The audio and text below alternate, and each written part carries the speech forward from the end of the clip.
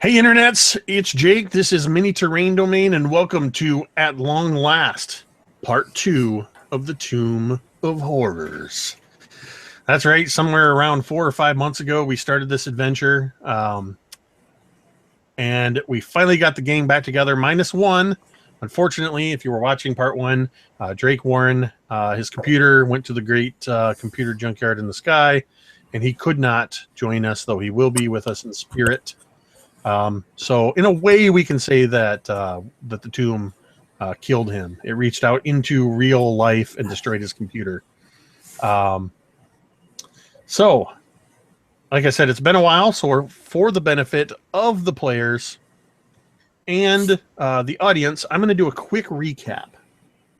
The characters showed up at sunset to a lonely hill in the woods where they found the grinning visage of a skull in the shape of stones atop it.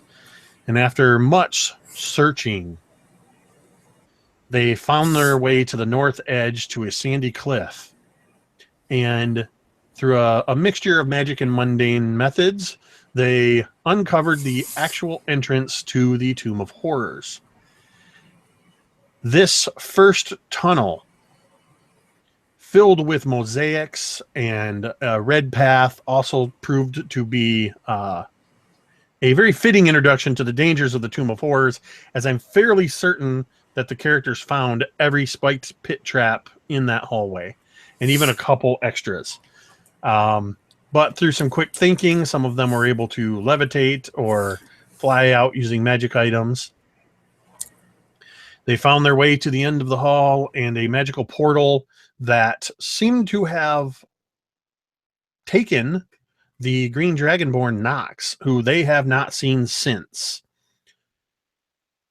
They worked their way through another puzzle of a gargoyle with a broken arm, a long hallway with lots of artistic depictions and weird spheroids and combinations of man and animal depicted on the walls, before they found their way through a tunnel that they crawled their way through until they entered a desecrated chapel where things got really weird.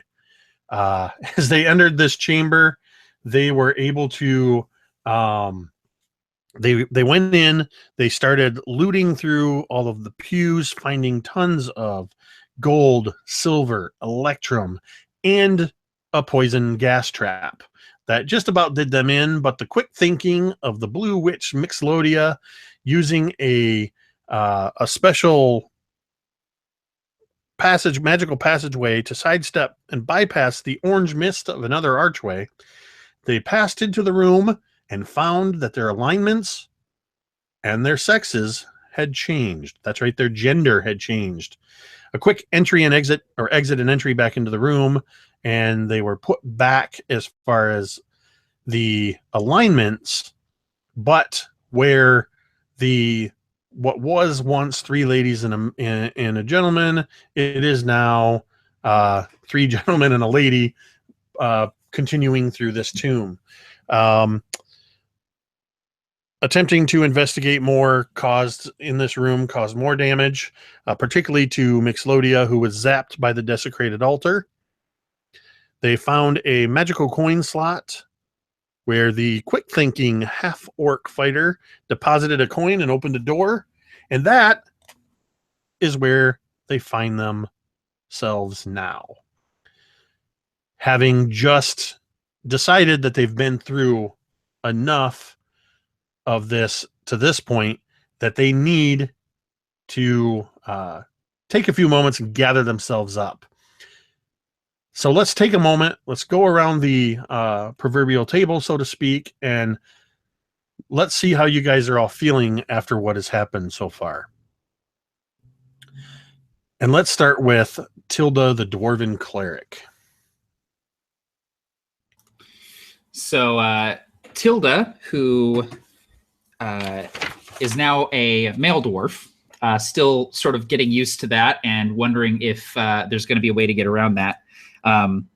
She would sort of be taking stock of the party. She's sort of taken on the role of healer and supporter, for this ragtag band. And so she's sort of looking everybody over as they have a moment here to rest and get their bearings. And if I would note that Ariam was hurting poison, perhaps I would use my lesser restoration spell to rid her of that ailment. Because it is her now, right? Him. Oh, it is him now? Okay, cool. All right, so I'm going to do that. So you are no longer poisoned. Yeah, the green tinge leaves Ariam's newly bearded face. And he... oh, that is much better. Thank you. Tilda, as you cast this spell, this lesser restoration to remove the poisoned effect, I'd like you to give me either a wisdom, let's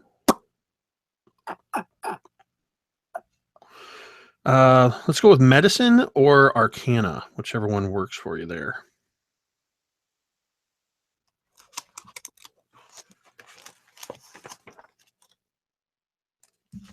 I could almost see you guys bulking when I said, as you cast the spell.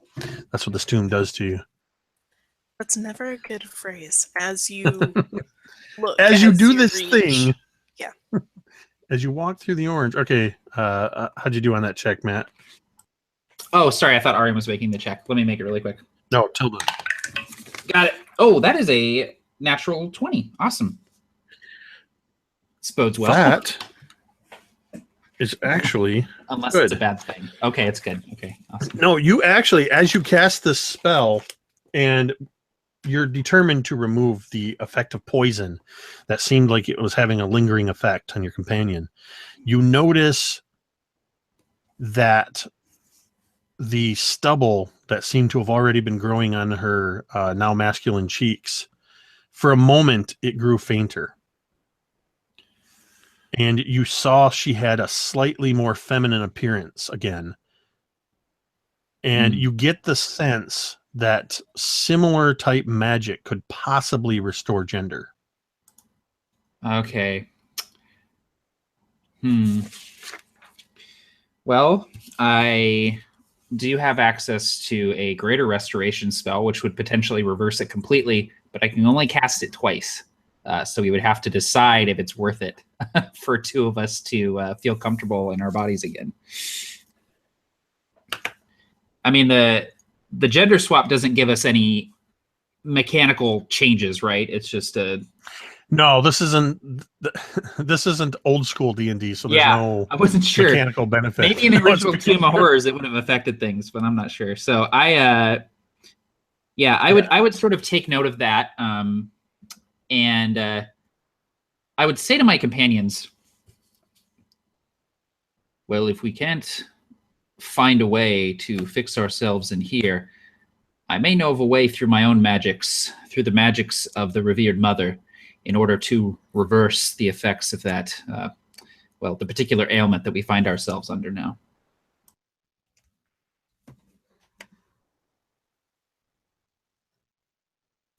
I imagine that Mixolydia is clutching his staff of power like a Zweihander, like a great sword, making these masculine motions. And he turns to Tilda and says, "Don't worry about it. I feel like I can learn a thing or two about the other half, as it were. Ha ha! Look, I feel like I could take on the world. Ha ha!"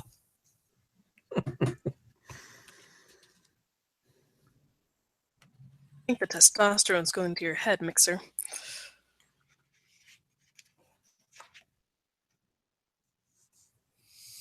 How does I believe at the end of last session you called yourself Thorkeisha. How does Thorkeisha feel? Thorkeisha is comfortable. Although the breastplate's a bit tight, the change in voice didn't happen. Thork still oozes confidence and he's just grateful that he did something right after stepping in 6 or 7 traps. So he's feeling pretty comfortable in his own skin. All right. So the 4 of you find yourself where you had passed through into this area. You were at the top in a 10-foot square area at the top of a flight of stairs, descending about 20 feet down. And you can see at the bottom of the stairs that the corridor turns sharply to the west as these stairs are heading south.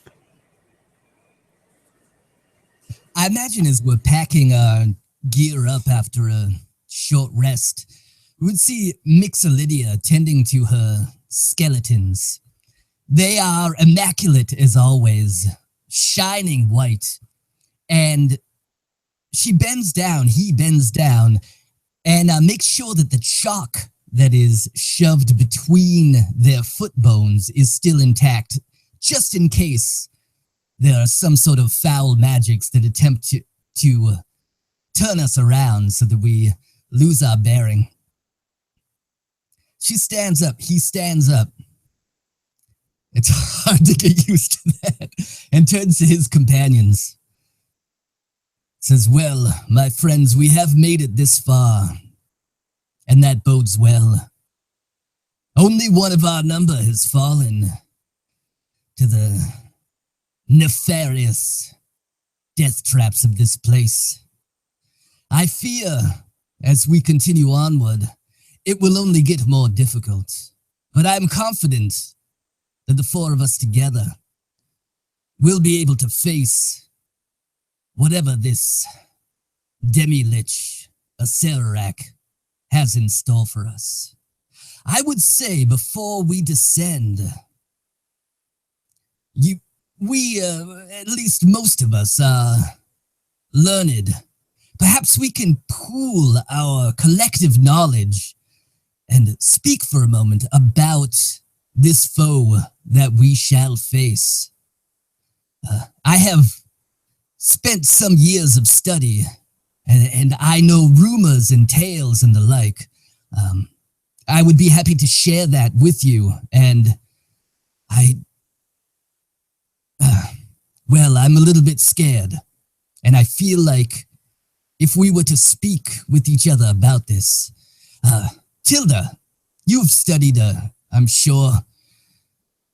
What do you know of this creature that lies below?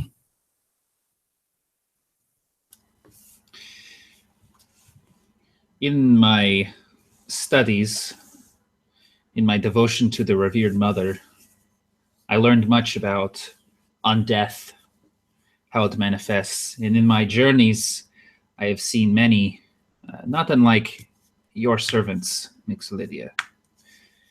Different, though, uncontrolled. My hammer has found their demise time and time again. But I think that the creature that awaits us deeper in this tomb, the presence that calls this vile place home, I think it is similar and yet something else entirely. Something not of our world. Something mortal and immortal at the same time. And it gives me a vile feeling. Indeed. I have studied some, perhaps more than some, of the nature of undeath. And it occurs to me that the creature known as demilich oftentimes is not but a free-floating skull with great magical powers, of course, but I do not know if this creature that we face is the same. If it is true and he has ascended to lichdom or something close to it, destroying his corporeal form will not defeat him. For a traditional lich, their soul is bound in a phylactery, Again, as far as this Acererak, I know not. Actually, Jake, that would be a question. Would any of us know anything about the tales of Acererak or anything like that, you know? All of you have heard various tales of Acererak, and that's what brought you here. Of the many people that have sought the actual tomb, it was only the 5 of you that managed to uncover enough clues to get the idea of where it was because of your studies. Everything that you think you know is probably right, but you suspect that there's so much more that you don't. Everything you've seen thus far in the tomb points to something far greater and far more ancient than any of you originally suspected. If this creature has indeed achieved lichdom, do you possess the knowledge, the capability to locate the relic that contains the creature's essence so that we might destroy it? It is a good question. Of course, as any good wizard, I have the ability to detect magic, but I have not committed the spell to memory. Given time, I could consult my spell book. Also inscribed in my grimoire is the ability to, a spell that would allow me to locate a specific object, but again, I have not committed it to memory, unfortunately. I suppose we will have to use our wits as well as possible, unless, Tilda, you have a trick up your sleeve, or either of you, of course. Mixolydia will turn to the others. Please, if you have anything to add. If you can find it, I can steal it. But it's the finding it that'll be the trick. Thork's eyes are just glazed over at this point. All these big words are confusing her. But she does feel like she has to contribute to this conversation. So she goes over to Tilda, puts a hand on her shoulder, and goes, "When you get in bed with evil incarnate, it always steals the covers. Destiny dressed you this morning, my friends, and now fear is trying to pull off your pants. If you give up, if you give in, you're gonna end up naked with fear." And then he just smiles. Tilda listens to these words and at first has a kind of odd look on his face, but then comes to sort of slowly nod as the words begin to make a sort of sense. He has a point. I am afraid I don't have any tricks up my sleeve in order to locate or destroy Demilich's phylactery, but, well, I've never come up against something like this before. All we can do is press forward. Indeed. Very well. I suppose we should, unless someone else wants to go first, I will send Valiance here. She pats one of her skeletons on the back. Unless one of you would prefer to go first. Fair enough. Valiance, make sure the way is clear. And she will command one of her skeletons to descend down the stairs. Locrius, correct me if I'm wrong, but you're down to 3, right? That's correct. Yeah, because I think you lost one in the second hallway. Yes, chivalry. Okay. Chivalry is dead. Chivalry is dead. All right, so you've sent... Which one? You sent Valiance, is that what you said? Yeah, that's right. Down the stairs. How far are you commanding this skeleton to go? It's about 20 feet down to the bottom of the stairs where the corridor veers sharply to the left. Wait, Valiance, wait. We're in a Or rather, to your right, sorry. we're in a room with like a bunch of like there were a bunch of pews and stuff in there, right? Jake, I'm gonna look around and see if I can't fashion a 10-foot pole. We need a 10-foot pole. I'm gonna try to see if So in the desecrated sanctuary, there's 8 pews. And actually, on either side of the pews, you remember as soon as you walk in, there was actually a low railing that was almost 30 feet across on either side. So, and it's kind of like a narrow banister. So, absolutely, you would be able to. There's actually 60 feet worth of wood banister there. So it would have to be pulled up to see if it can be pulled up intact.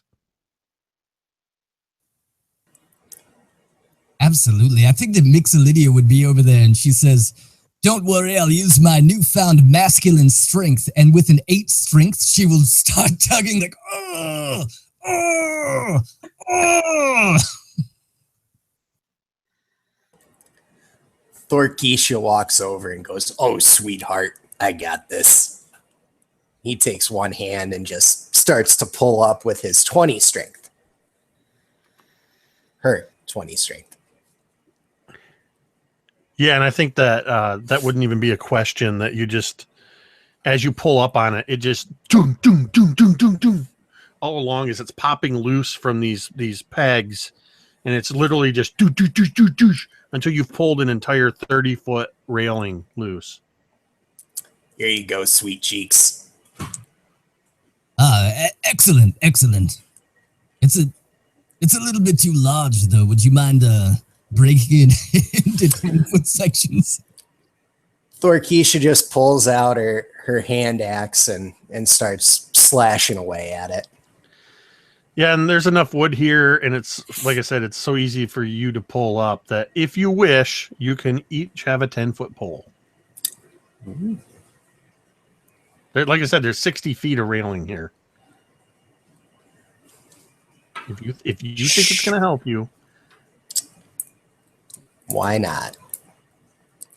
What am I doing with this 10-foot pole? Well, you had me smash this. What do I do with it? Well, let's just watch Valiance and follow his lead. I think that would be best. Follow the smart skeleton. Got it.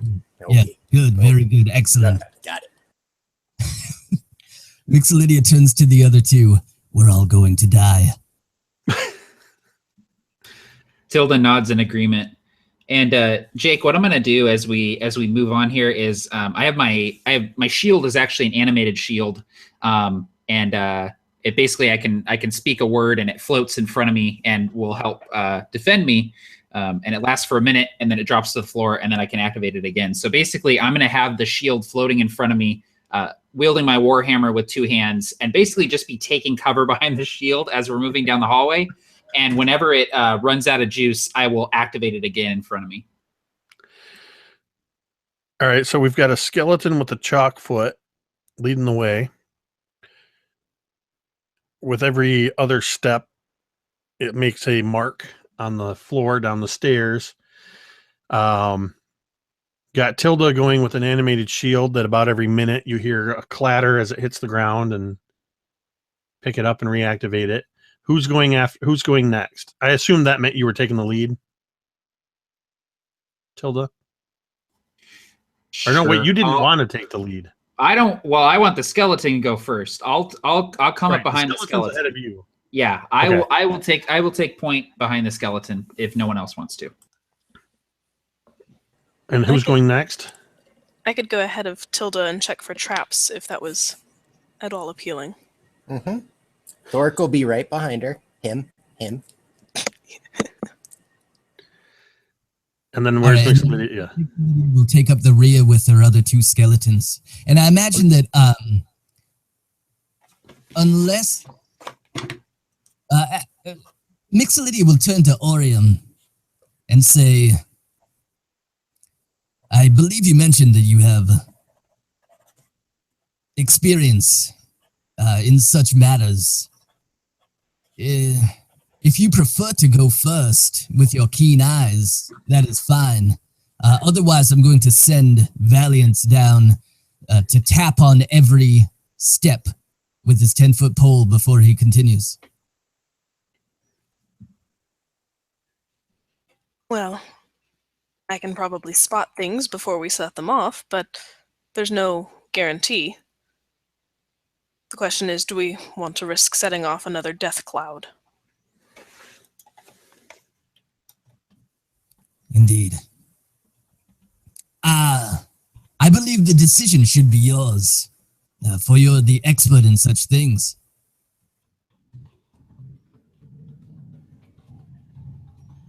Then I will go ahead of Dalliance? Valiance? Valiant. Whatever.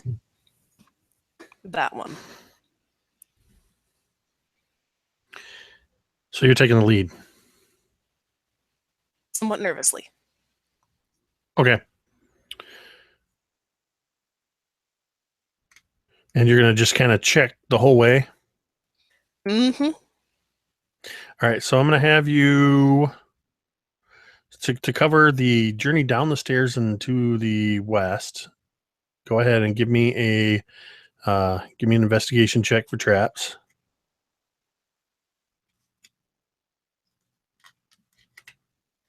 I need to. You are 100% certain that thus far the stairs and the landing at the bottom are untrapped. Turning to the west, you see the corridor continues from the bottom of the steps, almost 40 feet, ending in a door. And give me another check to continue leading all the way up to the door. 15. You're somewhat confident that this is also clear. Maria moves a little slower than usual. Does not have a 10-foot pole, but every step is accompanied by just a sweep, floor, wall, ceiling, wall, all the way around before continuing. Yeah, and when you get about 20 feet, you're about 10 feet away from this door. There's a moment where, as you're doing this steps and sweeping, you hear a click followed by a couple lighter clicks. And I imagine you just freeze up. And then you realize it's because you kicked a stone across the floor that clattered. And it stops at the base of the door 10 feet away. Miriam lets out his breath that he held for that moment.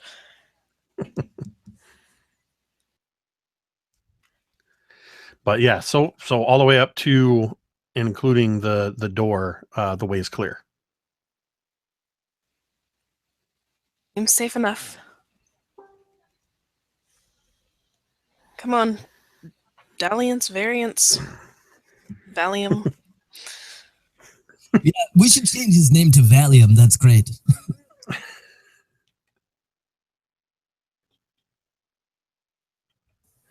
Okay. Shall I command him to open the door? But wait. I need to make sure the door is fine. I would like to check the door. Absolutely. 26. Completely trap free. Sure, let him open the door. Absolutely. Valium, open the door. Tilda cowering behind the floating shield, both hands on the warhammer, just waiting for something to fly out of that room. So the skeleton advances to the door, grips the handle, which is an iron ring, and there's a little bit of a protestation of iron hinges as the door pulls slowly inward, revealing another 20 feet of corridor and another wooden door.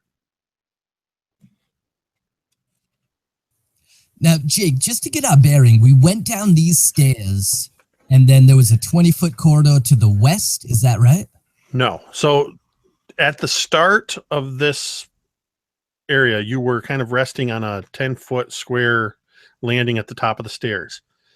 You descended 20 feet down the stairs to another 10-foot landing. Then the door is to the west. The corridor turned 90 degrees to the west for 40 feet. Counting that includes that 10-foot landing at the base. Okay. All right. So you're in a 10-foot wide corridor that's heading west. You open the door, and there's another 20 feet of corridor continuing on. Gotcha.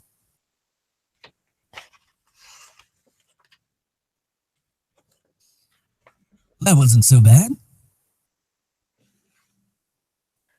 I am seeing another hallway and another door. Just begins slowly moving forwards again,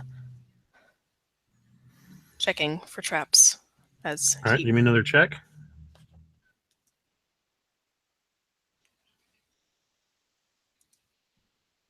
$16.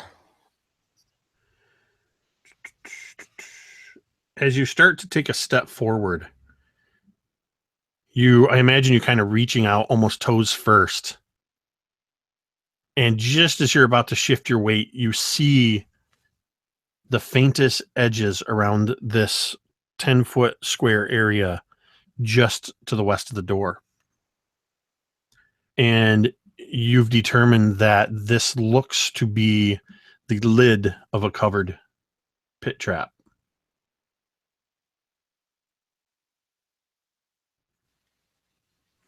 Here, Valium, give me your stick. Ariam will take it and tap on the lid until it falls in and reveals it to everybody. Yeah, so I imagine you tapping harder and harder on this. What's your strength? Ooh. 8. Give me that stick. Careful, Thakisha. It's a pit. Watch out. There's spikes at the bottom. I'm almost sure of it. Be very careful. So I do it not with full strength, but moderate little poke to it. Right. Yeah. So I show some where, restraint. Yeah, where Ariam was kind of hitting it progressively harder and nothing was happening. I imagine you just coming over her shoulder, taking the thing and just kind of going doosh, and giving it a good solid whack. And the pit lid swings down, revealing it to be indeed a 10-foot pit with spikes at the bottom. You were right. There's spikes. You're like a psychic or something. Exactly. I can read your mind. You are a strange mistress, Mister. Oh, right. Looks down.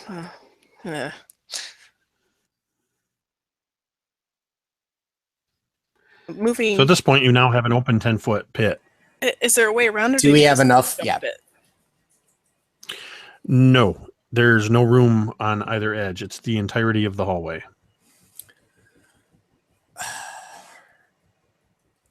I'm sorry, Jake. Is the hallway 10 feet wide? Yes. Okay, hallway's 10 feet wide. Through the door, how far in was the pit? Immediately on the other side. So the first 10 feet of the 20-foot corridor. Gotcha. Okay.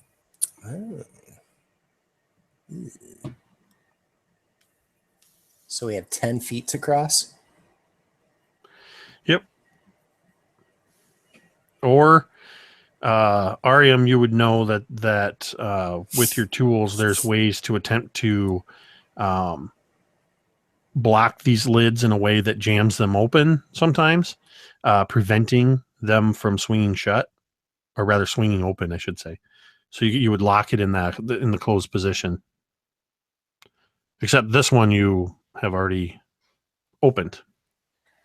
Ariam clicks her boots together and hovers lightly across the 10 feet.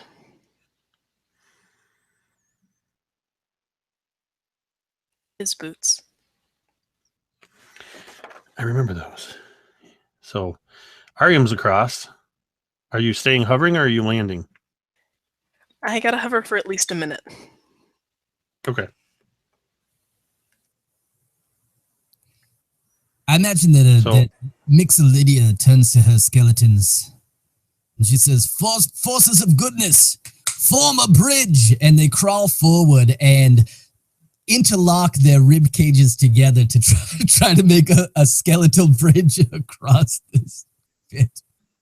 If we need to, we can reinforce the bridge with a couple of the 10-foot poles that we have, sort of like making little girders, like slipping through the ribs if we need to.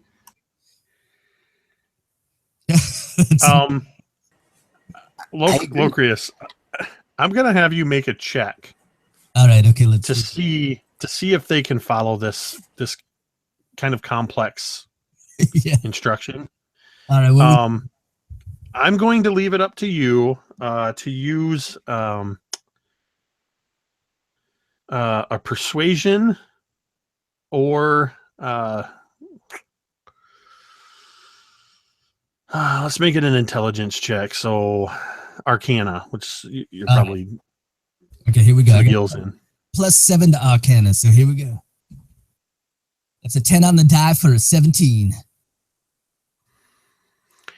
And so I imagine there's a moment where the skeletons just kind of are almost three stooging it, bumping into each other, trying to figure out what to do. And then they seem to kind of figure something out.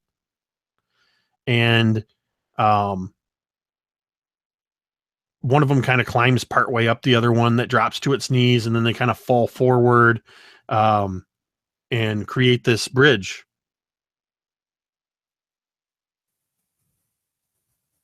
All right. Mixolydia will Wait. I just saw your message in all caps. Ariam, as he's hovering, he decides to inspect the floor on the other side of this pit before anybody crosses, because fuck Tomb of Horrors. All right, go ahead and check for traps.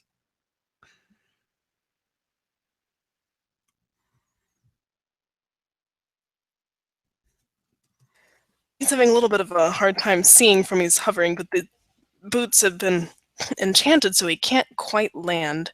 That is only 11.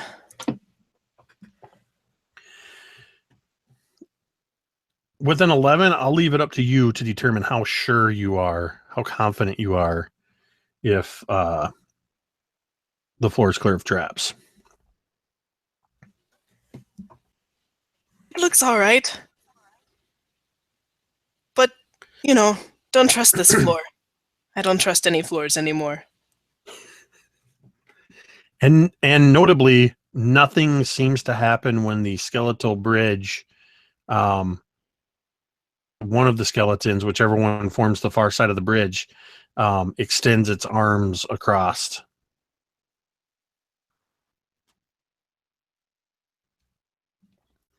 Nothing really happens. Nothing's triggered that you can see, so.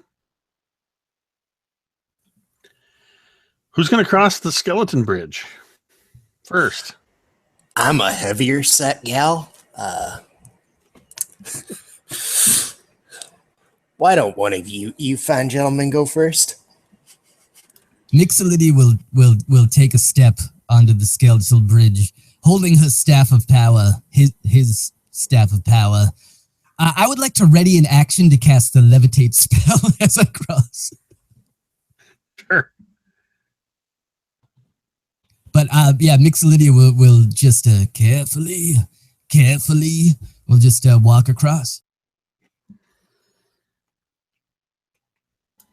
I will nod to my half-orc companion, and then with the shield in front of me, walk gingerly across the creaking bridge of undead people.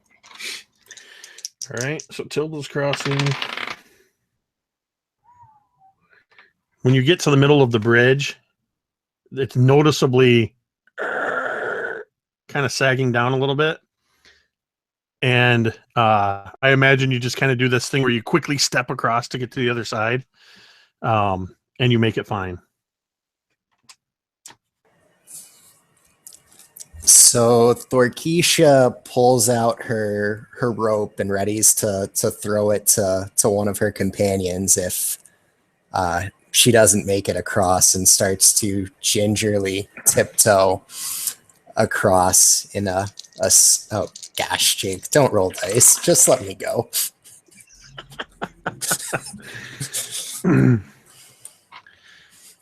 Every step is filled with caution and fear as you cross this makeshift Yes, skeleton it is. bridge. Even more so when you get to the middle, the bridge sags downward, and where the skeletons are interlinking, you actually feel it kind of go as a couple of joints, bone segments or joints, as it shifts under your weight. But you're able to make it across without it collapsing. I'm pretty dainty myself. All right, you're all across in a 10-foot square area in front of another closed door. I check the door for traps.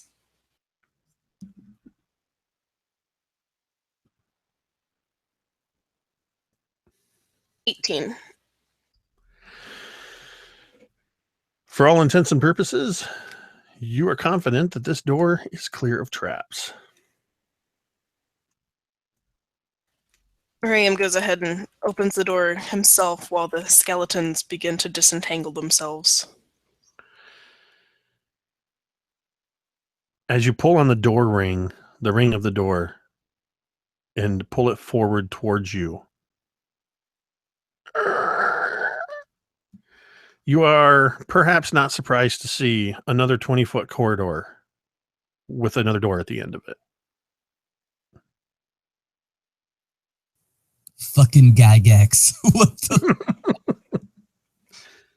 That seems to be the mantra of this module. There's another audible sigh. Shall we also be checking the walls for secret, hidden things, doors, windows, things of that nature?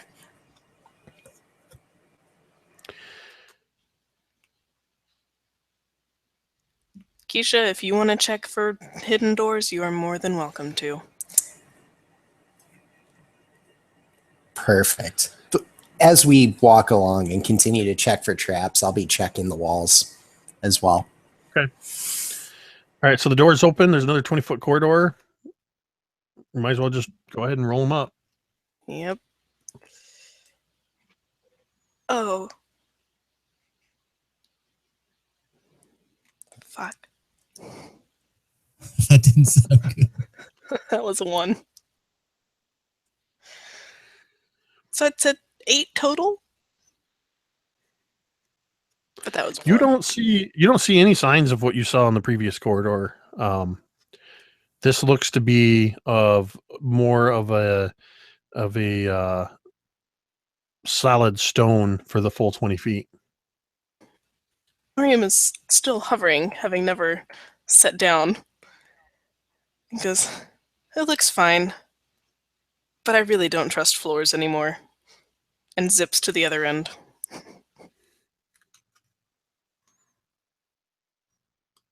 All right. Who's going through next? I think we're gonna send the skeletons with a skeleton with the 10-foot pole tapping as he goes. What is your skeletons? What are their strength? That's a very good question. Hang on one second. I do have that, I think. I think it's probably like around 25 or 26. I would think. That's right, yeah. Really good. It's really, really big. It's they have a 10 strength. Better than mine. So, Locrius, why don't you go ahead and roll a d20? All All right, you got as your skeleton is tapping away. 15 on the die.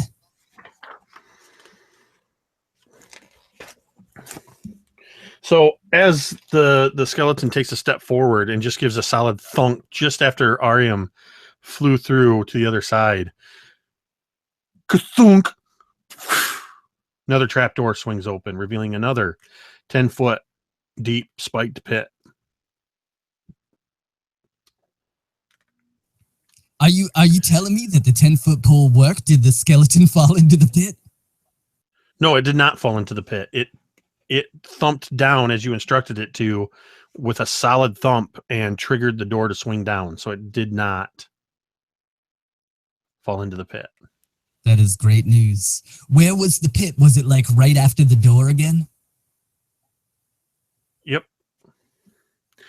I absolutely love your mapping in progress, old school mapping as you go. Old school, man. That's going to be just a godsend as we go deeper into this thing, man. Seriously, thank you for doing that. Oh, no problem, man. No problem.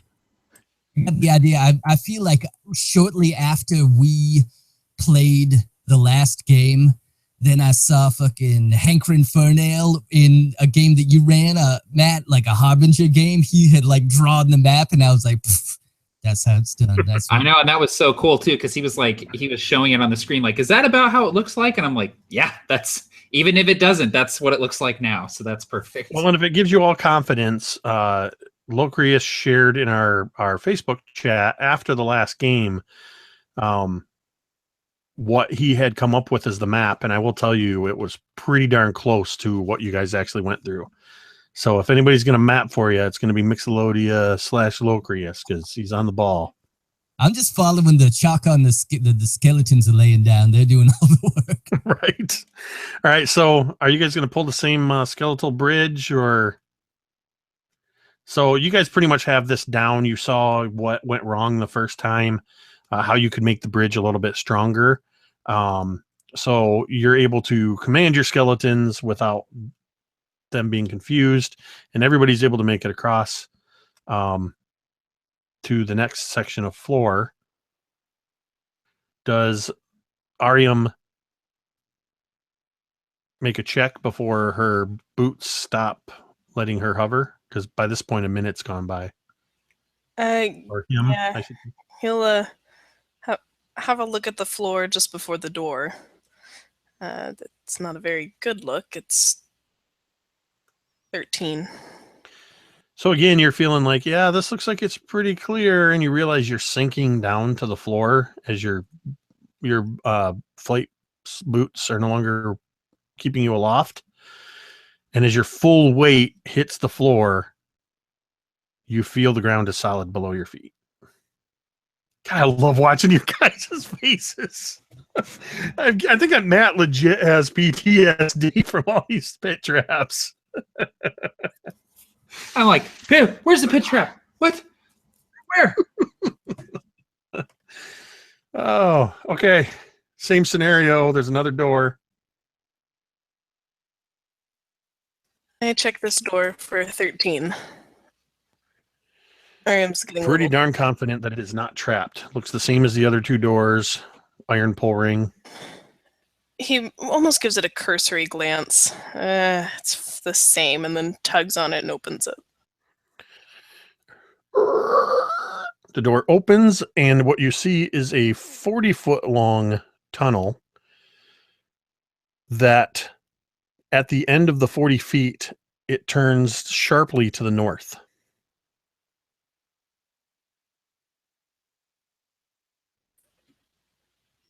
Ariam looks over at the vacant stare of Valium. Give me that stick. And walks and taps the floor as he goes. So it's still 10 feet wide? Yep. Okay. Give me a strength check, Taylor.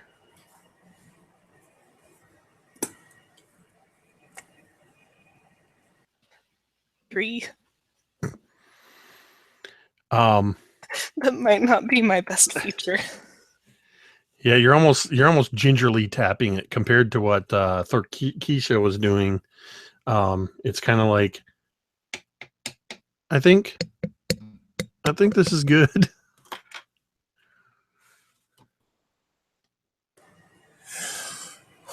Would you like me to take that stick of yours, little princess? Hey, Prince. I've Sorry. got stubble. I'm a prince now. That's right. That's right, you are. And you But- are a beautiful, yet- delicate flower. So here, That's- have the stick. That's right. That's right, I am. All right. So Thork takes the stick and starts hitting down on the floor with a little more gusto. Yeah, and a good couple slams, and you trigger the door to the 10-foot spiked pit trap that was waiting for you on the side of this door. And I need you actually to make an investigation check, Thork. And I know you were checking the area too, because I forgot to have you check for your. You said 19. you were checking for secrets. Yep, 19. And REM as well.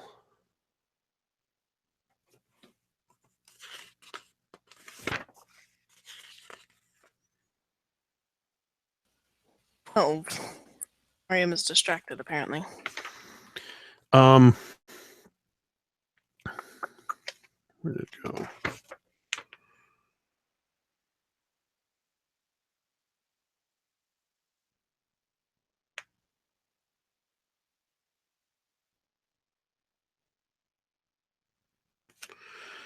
Okay. So as you began, Thork, checking for secrets, you're kind of trailing along the walls and looking around, looking down in the pits. You haven't found anything in the walls, and you pop open this door, and you can see at the bottom of this pit, there's the remnants of a skeleton, an old skeleton. It's so old that not even all the bones are there. And it's been there so long you can't even tell that whether or not it died, whatever it was, died from the fall, just being stuck in there, if it got impaled. But you can see that there are, as you're looking in there, you can see that there's claw marks on the south wall of the pit. Valium, I think your brother met his bitter end here. He points down to the skeleton and shows the claw marks to the rest of the team.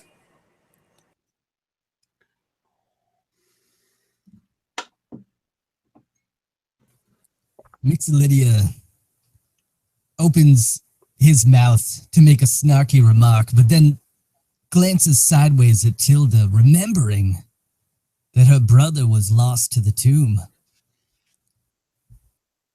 So he doesn't say anything, but he glances down into the pit to try to see if he can ascertain how old it looks. Like super, super old, Jake, the skeleton? Yeah, from what you can tell from 10 feet up, looking down into this kind of darkened pit. Now, you're an elf, right? That's correct. So you have night vision. So Yeah, you can actually I see have dark vision too. Here. He'll actually grab a stone off of the ground, and with a wave of a hand, it begins to glow with a cold white light as I cast light and drop it down into the pit. Okay. And as you light this pit, you can see that in the pit here, it is a very old skeleton. In fact, as the lighted stone drops down, a piece of bone that it hits just crumbles to dust. It's been here for centuries to be that decayed. But you can now see in the relief of the shadows that the light casts that whomever it was spent some time digging, clawing at the southern wall of the of this pit. And Give me...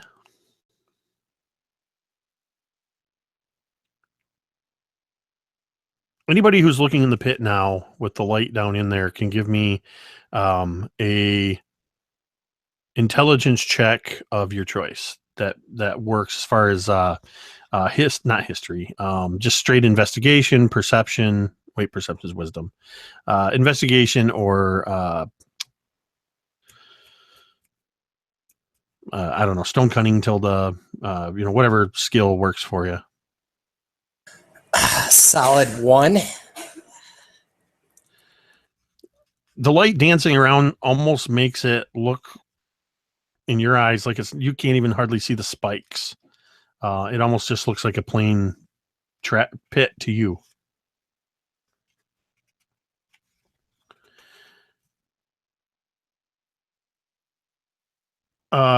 Mixolydia, as you're looking in there, nothing stands out to you. And then Tilda comes in and kind of peers, not over your shoulder, but kind of under your arm, I guess, as a dwarf. And then something just doesn't seem right about the way these grooves are in the stone. You've been down here long enough, even without stone cunning, but adding your knowledge here, that there is no amount of time that a person could claw at a stone wall and make grooves of that nature in this kind of stone. The grooves don't look like grooves in stone. It's just off. It's not right. And that's the best you can tell from here. So I'm sort of peering at these grooves, and I'll look to my companions and say, these are not claw marks. There's something strange about these markings here. There's no way that a living creature could carve grooves like this into stone. The stone is unyielding. It would break before it was carved like this. There's something very odd.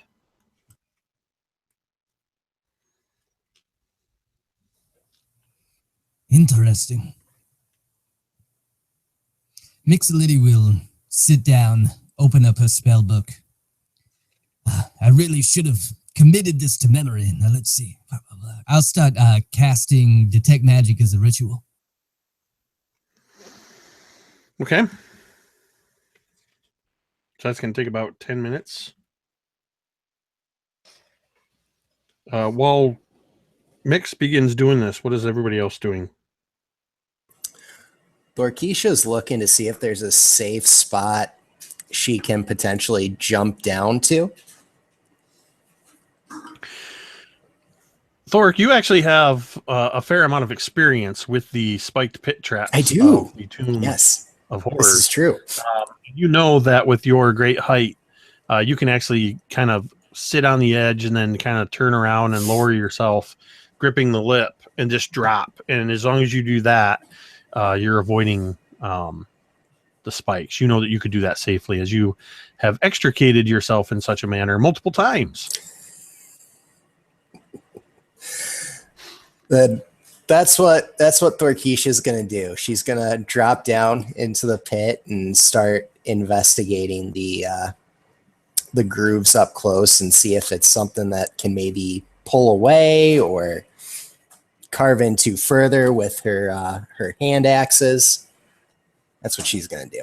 So you're gonna start whacking at the stone with your hand axe?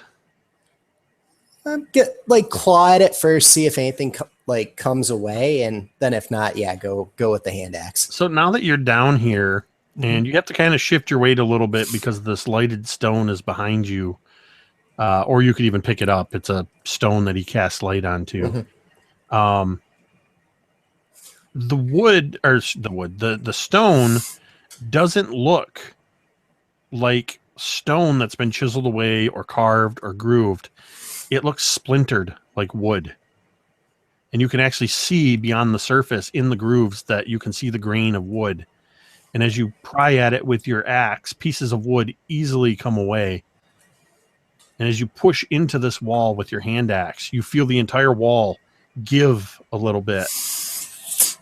and push away from you. Can I see anything with my dark vision further in? Yeah, as you push on it, once it gives a little bit, you just give it a good shove, and there's a narrow. You basically, what you've done is uncovered. There's a wooden door that from this side has been painted to look like stone, and as you push on it, it hinges away, and you can see about a 10-foot crawl space. And just beyond that, with your dark vision, you can see that it emerges at the top of a short flight of stairs. Right. So Thorkeisha breathes in deep. Do you smell that, everyone? Do you? That's the sweet smell of my first victory. And he goes to explain what he sees in the crawl space and the flight of stairs heading up. Shall we take the crawl space, or should we risk it with another door and inevitably another trap?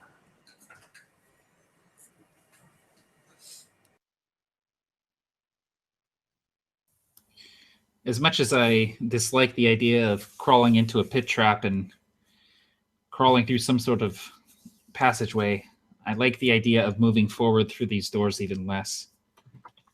And she'll kind of like look down to where Thorkeisha is and sort of prepare himself to get down there if he needs to. Fantastic. We send the little one first. Ariam, come here. Wait, am I the little one? I thought he was the little one.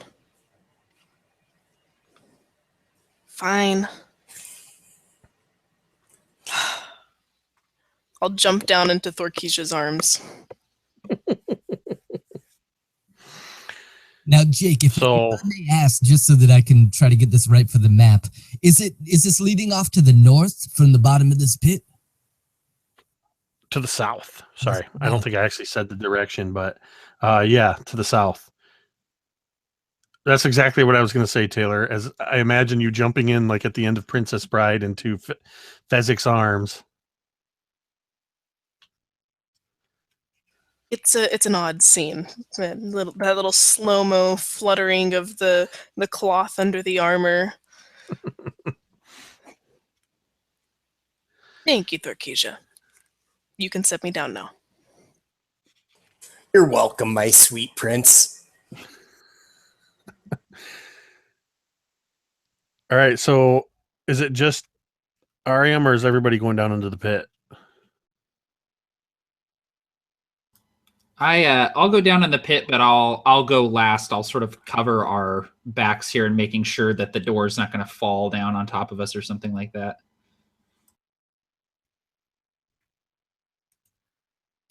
Yeah, Mixolydia will, using a combination of skeletons and 10-foot poles, try to climb her way down, I guess.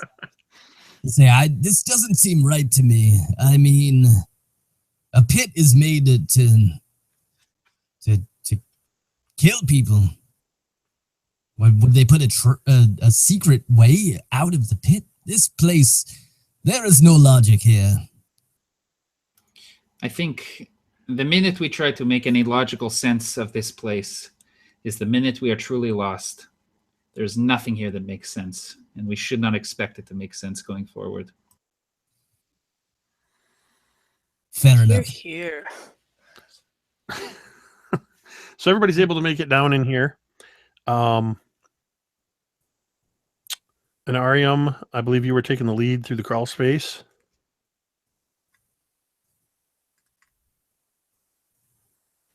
Yep.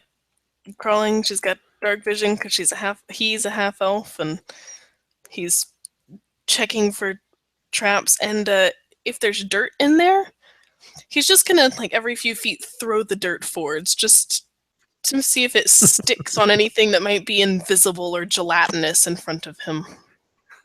Nice. All right, go ahead and give me your check.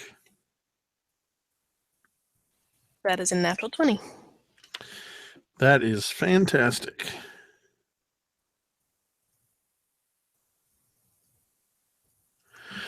So you're tossing just every few feet. This is a 10-foot crawl space, and indeed there's dirt and debris, as this appears to have been chiseled out of the hardened earth, and then broken through at the top of this stairway.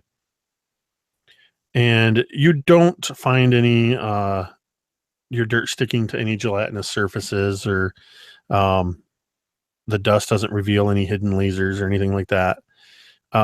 But as you crawl out, and immediately there's not even a landing, you just end up on this stairway that's descending. In the process of extricating yourself from the crawl space, as you turn and look kind of left and right, to your left, you see the smooth stone wall. You see to the right smooth stone, and to the left smooth stone. But you actually can detect from the dirt that you threw, there's a little bit of dust in the air, and you just see it kind of billow strangely by that wall, which allows you to detect that there's the faintest seam of some sort of hidden door on that eastern wall. Keisha, you beautiful flower. There's a fake door down here. Will you check it for traps, my sweet prince, before I pull it open with my rippling muscles? Of course.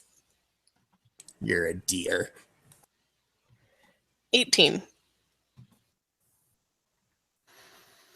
As far as you can tell, there's no traps on this wall.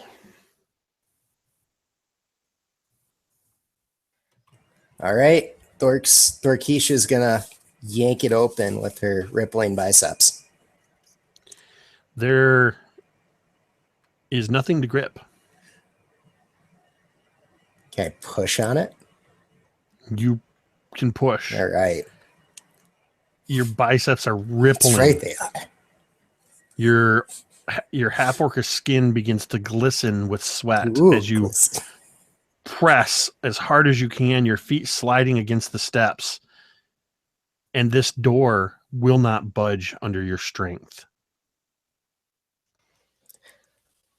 Thorkisha Poppet, as much as I'm enjoying this show.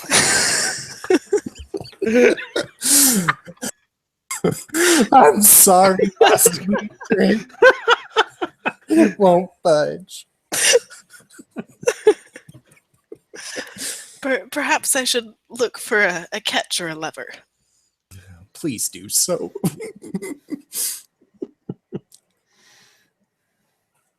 Thorkisha steps away, somewhat defeated.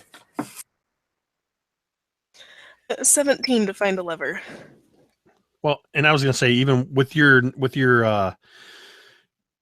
20 that allowed you to locate the door, you cannot find any physical means by which to open this door. You're confident that there's some sort of secret door here. There just doesn't seem to be a physical way to move it. Do any of my magic people have an idea? What? Yeah, Ariam backs into a corner to get out of the way and just gestures. I can't get it. What? The door? I can open the door.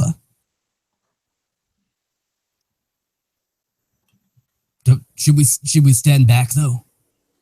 Yes. Yes, let us stand back. Mixolydia is gonna get way back into the so Jake, so that I know like where we are, how far was this crawlway? The crawlway was I'm gonna jump over to lock it on your screen here. The crawlway was 10 feet. Okay. Or sorry, 20 feet. 20. And it was 5 feet wide, like you have it. And then the stairway is immediately there at the end of the 20 feet, and that is 10 feet wide. And the secret door. What? The stair, yeah, you came out of the secret passage into a 10-foot wide corridor. And where the stairs are, in that same square that the stairs will be in, immediately to the right of that, to the east, is where the secret door is. Interesting. Okay, so this thing, so it's a 5 foot wide passage going out. Okay, here we go.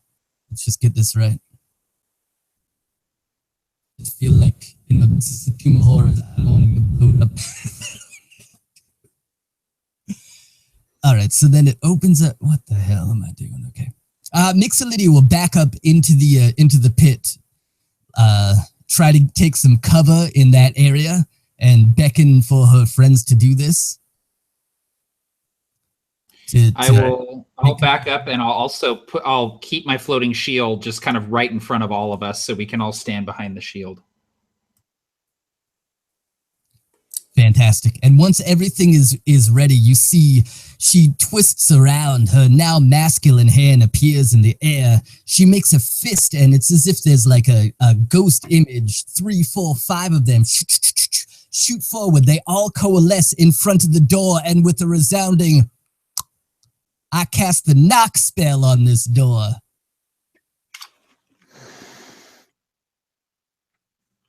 To no effect. You son of a bitch. Not you, Gygax. Gygax.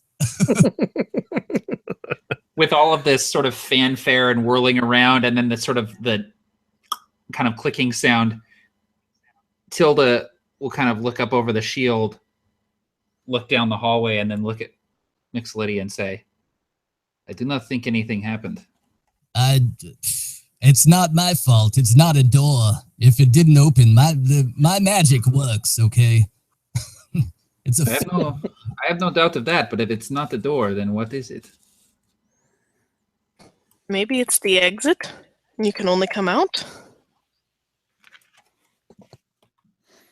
Hey, Jake, can I roll an Arcana check real quick? Sure. Just to see like what would make the knock spell not work. Yeah, give me an Arcana check. Well, that's a 3 on the die, but that's a total of 10. You're fairly certain your spell went off just as it should, and though you don't see anything from here, I mean, you're all still back in the pit. In your mind, this thing worked, and you should be able to walk right up to this secret door and push it open.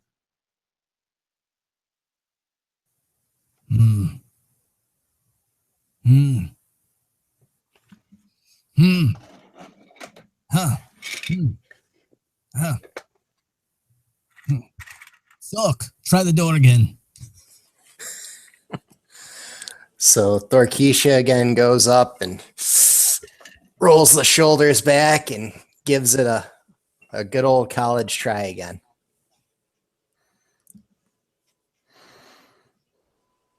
To no effect. This thing is not budging. I think it is time to move on. Whatever is beyond that door would likely kill us anyway. It's probably another pit trap.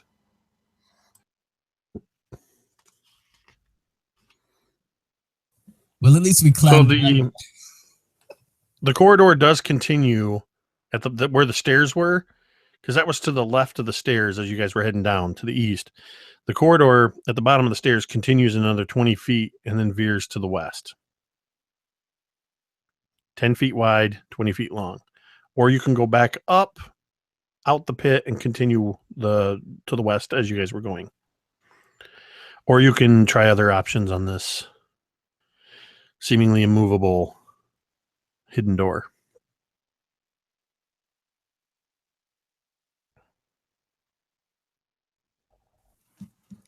All right, let me get this. I'm slacking on the map. So we got a 20-foot crawl space, which is 5 feet wide. Then it opens up to 10 feet wide where the stairs go down. And then where does it go?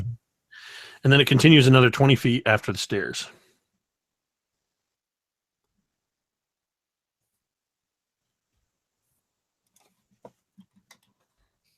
And then at the end of that 20 feet, that's where the secret door is. Right? So looking at your map, the secret door is to the right of the 10-foot corridor where the crawl space connects to it. I see. Okay, gotcha. And it's a 10-foot wide secret door? Yes. I keep wanting to share just zoomed in sections, but there's so many DM notes on this map, I just can't. Because I know it would help you guys to get a sense of the... So anybody that's watching this and wants to run Tomb of Horrors, it would be very helpful for your players if you're running it online to put together a map that you can reveal. All right, gentlemen and lady, let's get the ideas on the table. Shall we crawl back up? Oh, Jake, was there another, like, a turn off of this room, or what's at the end of the 20 feet? Your secret door is on the wrong side of the hall. Okay. At the bottom of this corridor, it turns to the west. So where the pits and everything are, that's the north. Yep, gotcha. So at the bottom of this map that you've drawn, yes, just like that. You don't know how far because you're not down there. All right. Well, I say that we've come this far. Why don't we continue on and see where it goes? And we proceed as we have. Okay. So that puts Ariam back in the lead, checking for traps. Yep.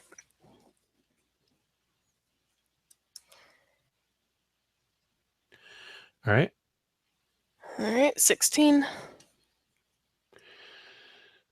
So the next 20 feet, you make it to where the corridor turns. You don't detect anything. No floors fall away.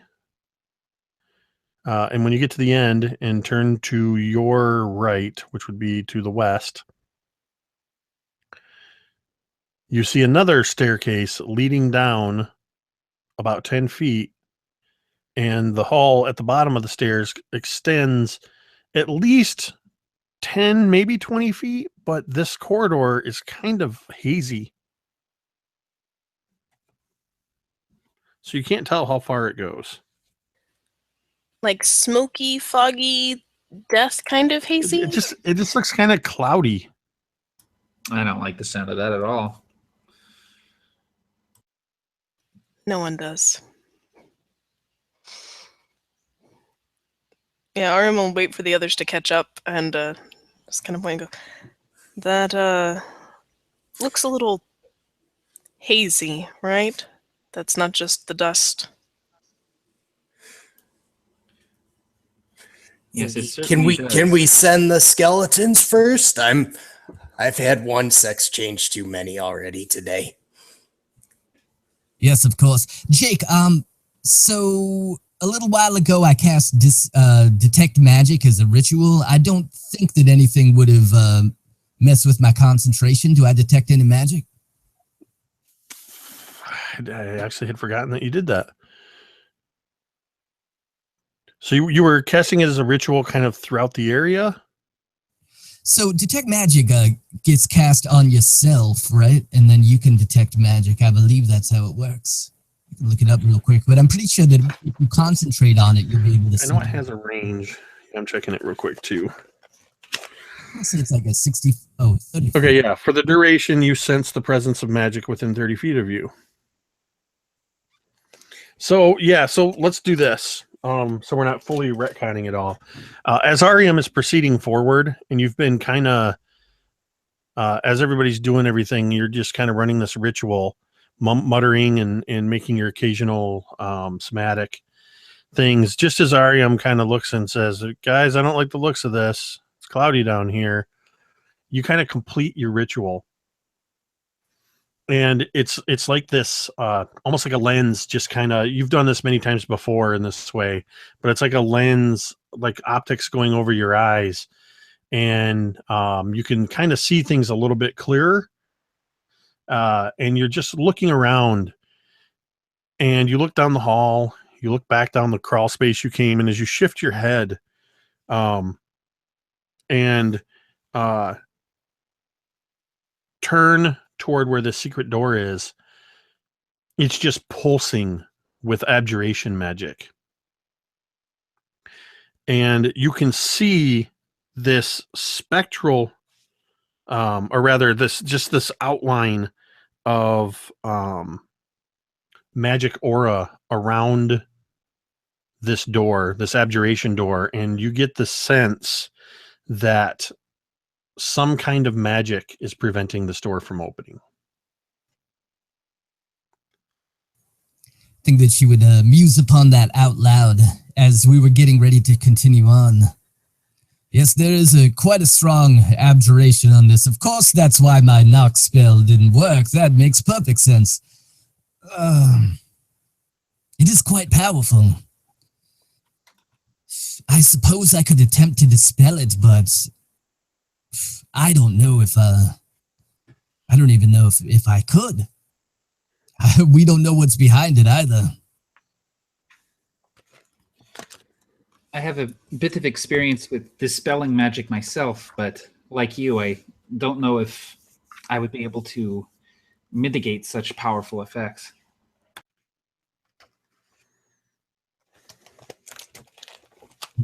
Indeed. Go ahead and give me, both of you, give me Arcana checks, and Mixolydia, do it with advantage since you have the detect magic effect in place. So with advantage, I got a 22. Only 13 for me. Yeah, you have doubts, Tilda, about your ability to dispel the powerful magics that have been around here. And like you said, you're hesitant to even try. But Mixolydia, you sense that you have a confidence that if you wanted to, you could probably dispel the magic. It doesn't do anything to confirm what may lie beyond the secret door, but you feel confident that if you can cast the spell, you can dispel whatever magic is withholding this door. Upon closer inspection, I believe that it is within my abilities. I just don't know why. What if there's a horrible gout of flame of a ball of abyssal fire waiting to blast us from the other side? Well, using this place's skewed logic against itself, every time we've found ourselves falling into some sort of danger, we've done so easily. If this door is protected by magic, it might be that there's something beneficial on the other side. Or the place could be assuming that we're thinking that way and putting something even more terrible behind this door. I'd give us about 50-50 odds. Mixolydia will listen to the door, her pointed ear, seeing if she can glean any sound from the other side.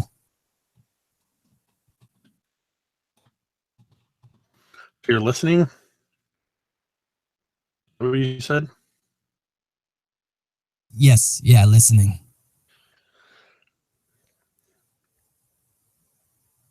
You're not really able to hear anything. You get the sense that this is pretty thick stone.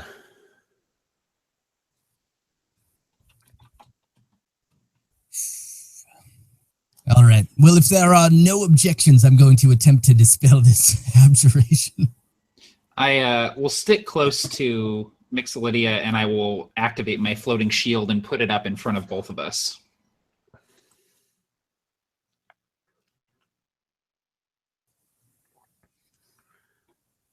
All right. I'm tempted to use the higher spell slot to try to dispel this. With that Arcana check, do I think that just a baseline dispel magic would be effective against this thing? Yeah, you got like a 22 or a 24 on that check, I believe. Yeah.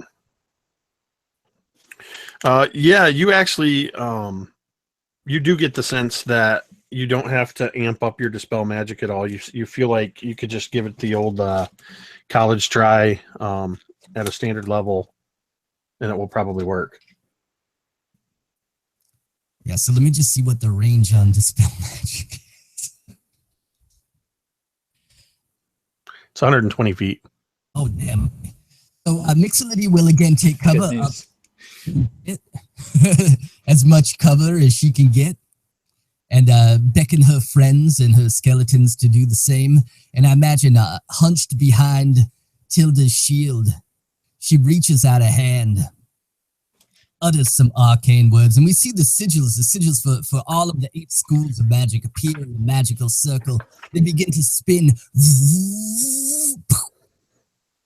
as I attempt to dispel, reflect like an idiot.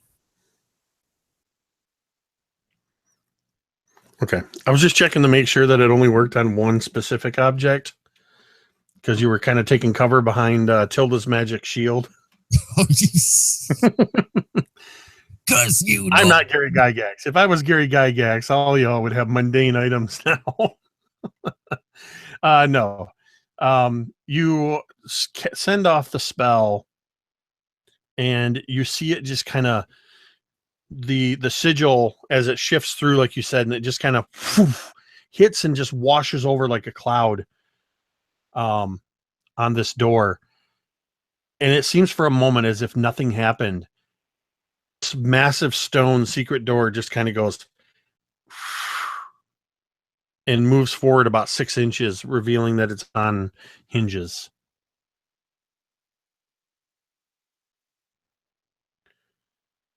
Locrius looks like he lost audio. Might have to Did pop out it and work? in again. Oh no. Cannot hear you, Loc. Yeah, we got nothing from you, man. It's very, All right. very distant. I will sort of nod to Mixolydia. Good work. And then we'll kind of look to the others. Anyone fancy checking the door for traps? And kind of look at Ariam. Yes, I suppose. Can you guys hear me now? Yes. Okay, awesome. Good. You actually already checked the door for traps. Oh, yeah, that door. Okay. The secret door, yeah, you already checked it, and it was clear. Try and So push it open. all anyone has to do at this point is just push the door open to see what's beyond it. Don't everybody volunteer at once to do that. I push gently. It moves surprisingly easily, considering all the trouble you went through to try to open it before. It doesn't even make a sound, as like it's on any kind of metal hinges or anything. You just push it, it swings open, and you can see that the corridor continues on to the east for about 30 feet before turning sharply to the south. Sorry, it continues 30 feet and then turns to the south, Jake? Yeah, 30 feet east and then turns sharply to the south. And this is still a 10-foot corridor. Basically, unless I say otherwise, all corridors are going to be 10 feet. Orkisha pulls out her wooden stake and starts hammering on the floor. All right, so you two can go ahead and give me your checks for the first 30 feet. 17. 25. Thork, you're pounding along happily, not feeling anything fall away beneath you. And Ariam, you're moving along. And much to your relief, you're seeing absolutely no signs of pit traps, covered or otherwise, or any other sort of trap mechanisms along this hallway. And you find yourself at the end of 30 feet that you can see that the corridor turns to the south and continues on for about 40 feet before ending in a door.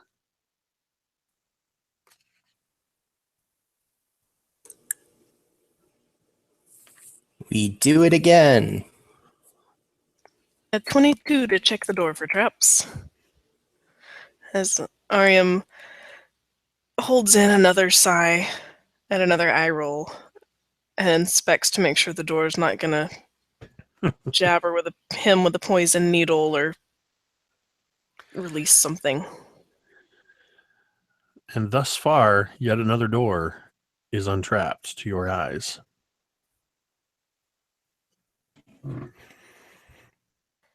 And for appearances, this door looks just like the ones when you saw them in the hallway a little while ago. A banded wooden door with an iron pull ring. Gentlemen, ladies, any guesses on what's behind door number 18? Another hallway, perhaps? More pit traps?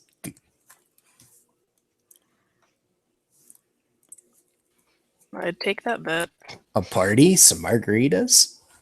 Do you think that Acererak built this place himself, or did he hire contractors to build it? And if so, what were they thinking when he was like, at the bottom of this pit, I want a small crawl space concealed by a wooden secret door.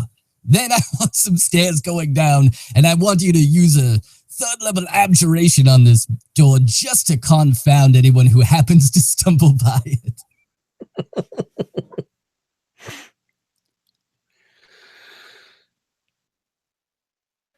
I'll open the door.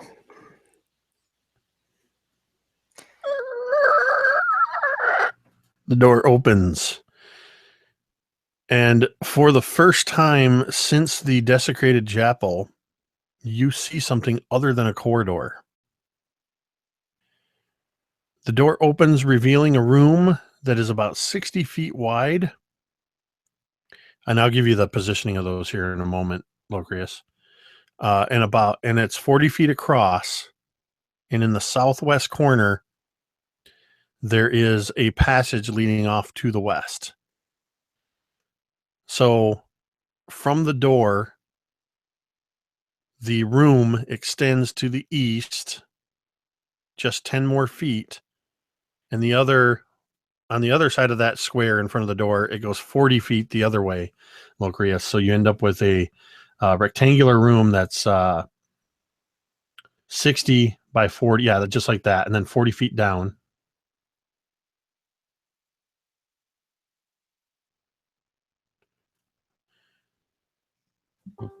Excuse me. And then in that lower left corner, you can only see that it goes about 10 feet, but there's a 10-foot corridor that extends. And in this room,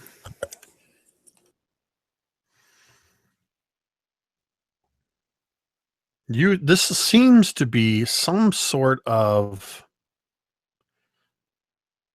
laboratory, is the word that would spring to mind. There is all along the walls, there are shelves, and all over these shelves, you see old jars that you can see into. Some of them have dust or other sorts of ingredients. Immediately to your right, as you come into the room on that north wall, is a large desk and a stool. There's two workbenches in the middle, but on the northern side of the room. And then on the far side of the room, up against the south wall, are two mummy preparation tables. All over the tables and in the corners of the rooms, there's clay pots and urns. Couple of them are broken, but based on what you're seeing, it looks like this may have been sort of like a preparation chamber for mummies. So there would be containers of unguents and ointments, oils, perfumes, all that kind of stuff. There's rolls of linens, either sitting leaned against the workbenches or strewn about the room. Dried herbs that are so old you can't even tell what kind of herbs they once were. Bones, skulls, and all over all that kind of stuff all over the workbenches. In the middle, like on the southern, not in the dead center, but kind of just south of center in the room, and spread out with about 10 feet or less between each of them, are 3 large vats. They look to be about 7 feet in diameter. And from where you're standing in the doorway, all you can see is there's some kind of murky fluid in these vats. And that is the room that you see.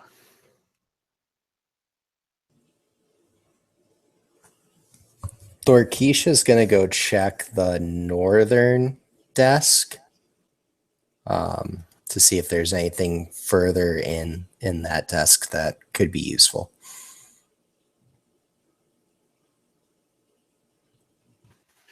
So you're going to check the desk on the north wall? Yes. Yeah, so you just, looking at the desk, you just see that there's some brittle old parchments, some dried ink bottles, a handful of old jars with powdered residue in them. Their labels are so old that you can't even read what was on them anymore. And there's no drawers in this desk.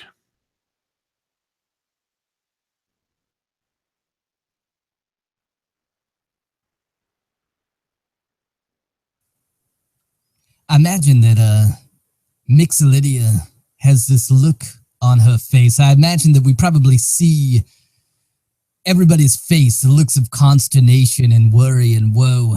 And there's a look on Mixolydia's face that's like a kid in a candy store. She has stumbled into a necromancer's inner sanctum.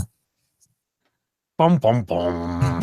As if guided by a spectral force from the netherworld, she almost looks like she glides across the floor over to the mummy table. Dear God, look at this. Think of the breakthroughs that must have been made on this table. Dear God, let me see if there's any flesh that hasn't been overcome with necrosis. She's gonna mad scientist out a little bit and try to figure out.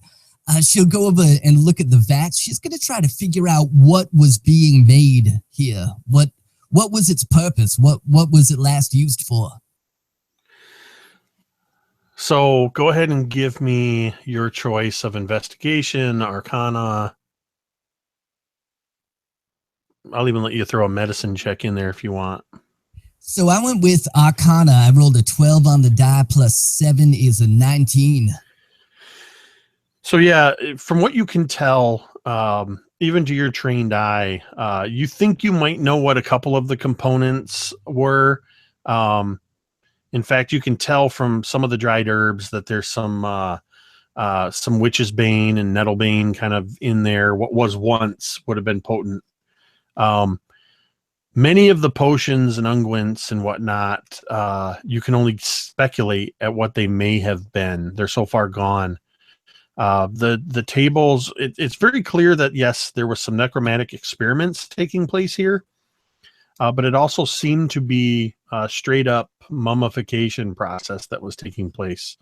The remnants of whatever attempted mummifications were happening is still there. As for the vats themselves, just on a visual inspection of the vats, the westernmost vat looks to contain some kind of murky water. The central vat is also murky, but it has a greenish tint to it. And the eastern vat has almost looks like a skinned over, like when pudding has been left out even for just a short period of time. Like the water inside this has just developed a skin to it, and it's this kind of murky gray appearance. And I think that as Mixolydia is looking around, she would be giving voice to everything that she's learned. Now, I'm assuming that the contents of the vats is clear to the naked eye, but about the mummification that was going on, she would say, it doesn't look like this was actually used for much in the way of necromantic rites. It looks like it was, well, perhaps Tilda, you would know more than I, of the funerary rites of, I don't know what gods practice mummification. Yeah, I would move over, my hand sort of straying to my holy symbol around my neck, and I will sort of give the center of the room another glance over, maybe doing a religion check. Jake, would I be able to do that? Yep, absolutely. Awesome. That's a 7 on the die plus 4 for a total of 11. While you recognize some of the mummification practice, you don't know if it's just that it's so old that the better clues are gone, or if you're just out of practice on that. But you can't recall any specific religious lore or anything like that that would kind of be able to answer Mixolydia's question. You can nothing more than saying, I mean, it follows standard funeral procedures, but if it was used for anything nefarious or otherwise, other than the fact that it's in the tomb of horrors, you can't guess at what purpose it had. Yeah, I would let everyone know that and basically just say, it seems to be fairly standard mummification. Any cultures or religion native to this area that practice mummification, I'm not aware of. It doesn't seem to be evil or nefarious in any way, but again, I can't say for sure. Yes, it does seem like it has fallen into disuse, that's for certain. Perhaps there's something in here that will give us some sort of insight as to how to defeat Acererak. Perhaps if a lich, if one aspired to lichdom, certainly they would experiment on mummification and processes of the like. This seems like as good a place of any. Let us be careful, of course, but let us search this place and see if we can find anything out. I agree. I think it must be a place of importance to be so tucked away and hidden.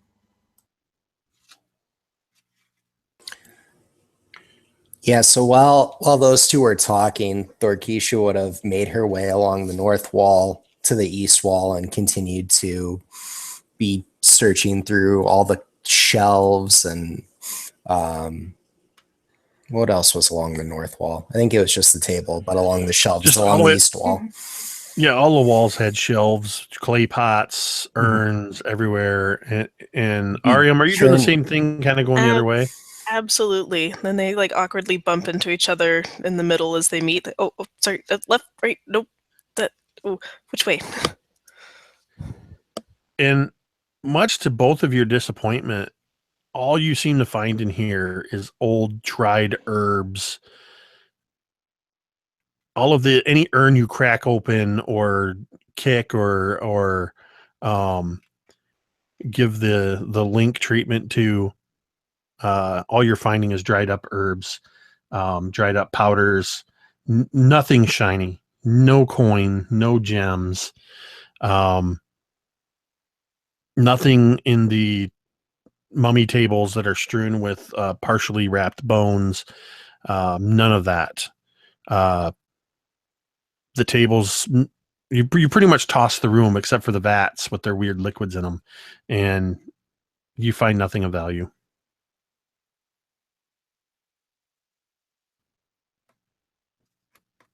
Nothing of cash value, I should say.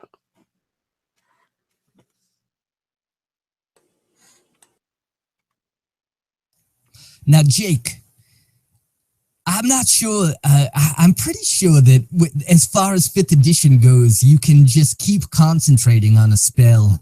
So I don't know if I still have Detect Magic active. I would leave that in your hands. If not, I would probably cast it again as a ritual anyway. I believe the Detect Magic only lasted for 10 minutes. Oh, you're right. Up to 10 minutes. Yeah, you're right.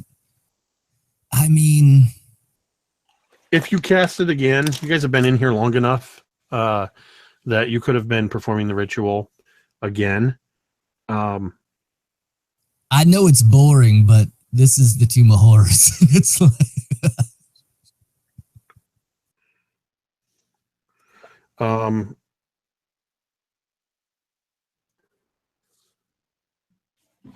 the light's falling weird in my book.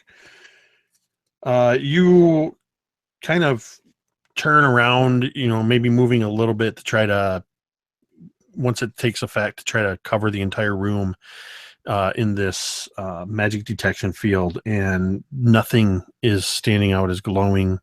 No hidden passages, no hidden doorways. None of the debris, not even the vats themselves, are glowing with magical auras. And Mixolydia would say that. And then, as you just as you're giving up that you've seen anything, you kind of move toward the center of the room, and you turn around, and you catch the faintest glow emanating from the vats to the west and to the east. Or excuse me, not to the west. The center vat and the east vat both have a very slight glow emanating from within at the bottom. It's so faint you can't really tell. You can't even pick up what the school of magic is. It's just there's something there that's magical. There's something in the vats. I can see with my arcane vision. It's faint, but it's there. In the base of this one and this one. This one does not seem to have any, but the bottom of the murky green one and the watery one. Yes, it's there. But it is faint. What do you propose we do? Not to go for a dip, I hope. Shall we break them open? No. This is what the skeletons are for, my good man. Woman. Thank you.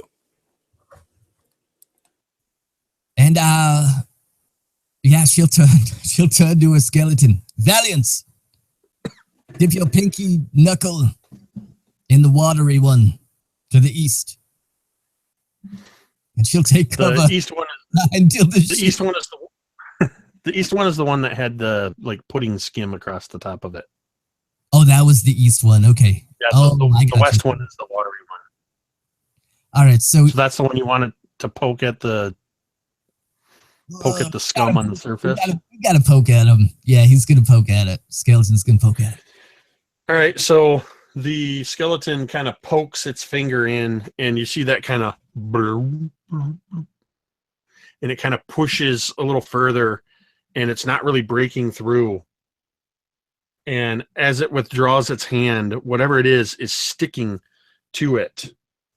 Oh no. And it has a grayish hue to it. Oh dear God. As this unfolds, we hear Mixolydia muttering under his skin. I've read in ancient tomes about horrifying creatures.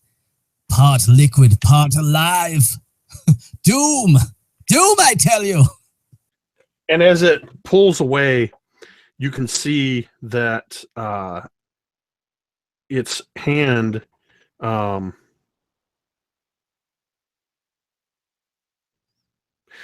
it's this kind of yellowish gelatin just sticking to its hand, and as it pulls, and it's this long string, it just kind of snaps, almost starts to snap back, and then more of it kind of goes onto the skeleton as it seems to kind of just undulate is the word for it, along the strand, as it seems to be transferring itself, crawling up the arm of the skeleton, as you can see that it's an ochre jelly.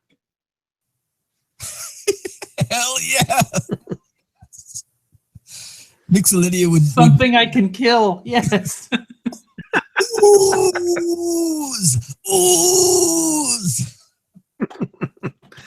So, if you would like to, for the first time in the many hours we've been playing this, we'll roll for initiative,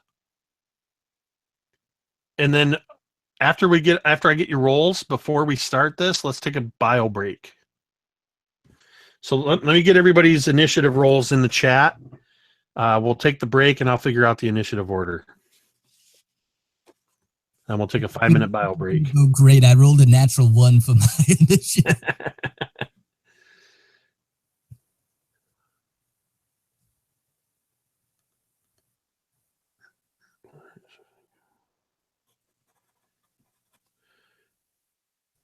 Thork, Tilda. And Locrius, your skeletons will act on your turn. Okay, that makes sense.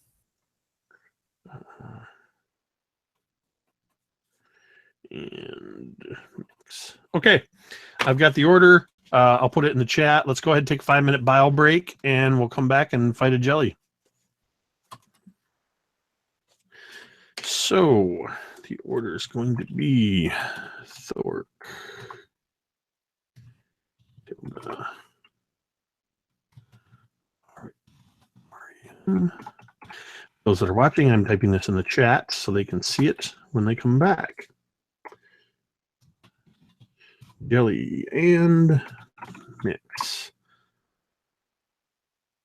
All right. So, yeah, I just want to thank everybody that's watching. This is part 2 and possibly the conclusion of the Tomb of Horrors. I just want to thank everybody that's been tuning in to watch this. I'm having a lot of fun with it. And hopefully you guys are having fun watching it too. So we'll be back in just a few moments.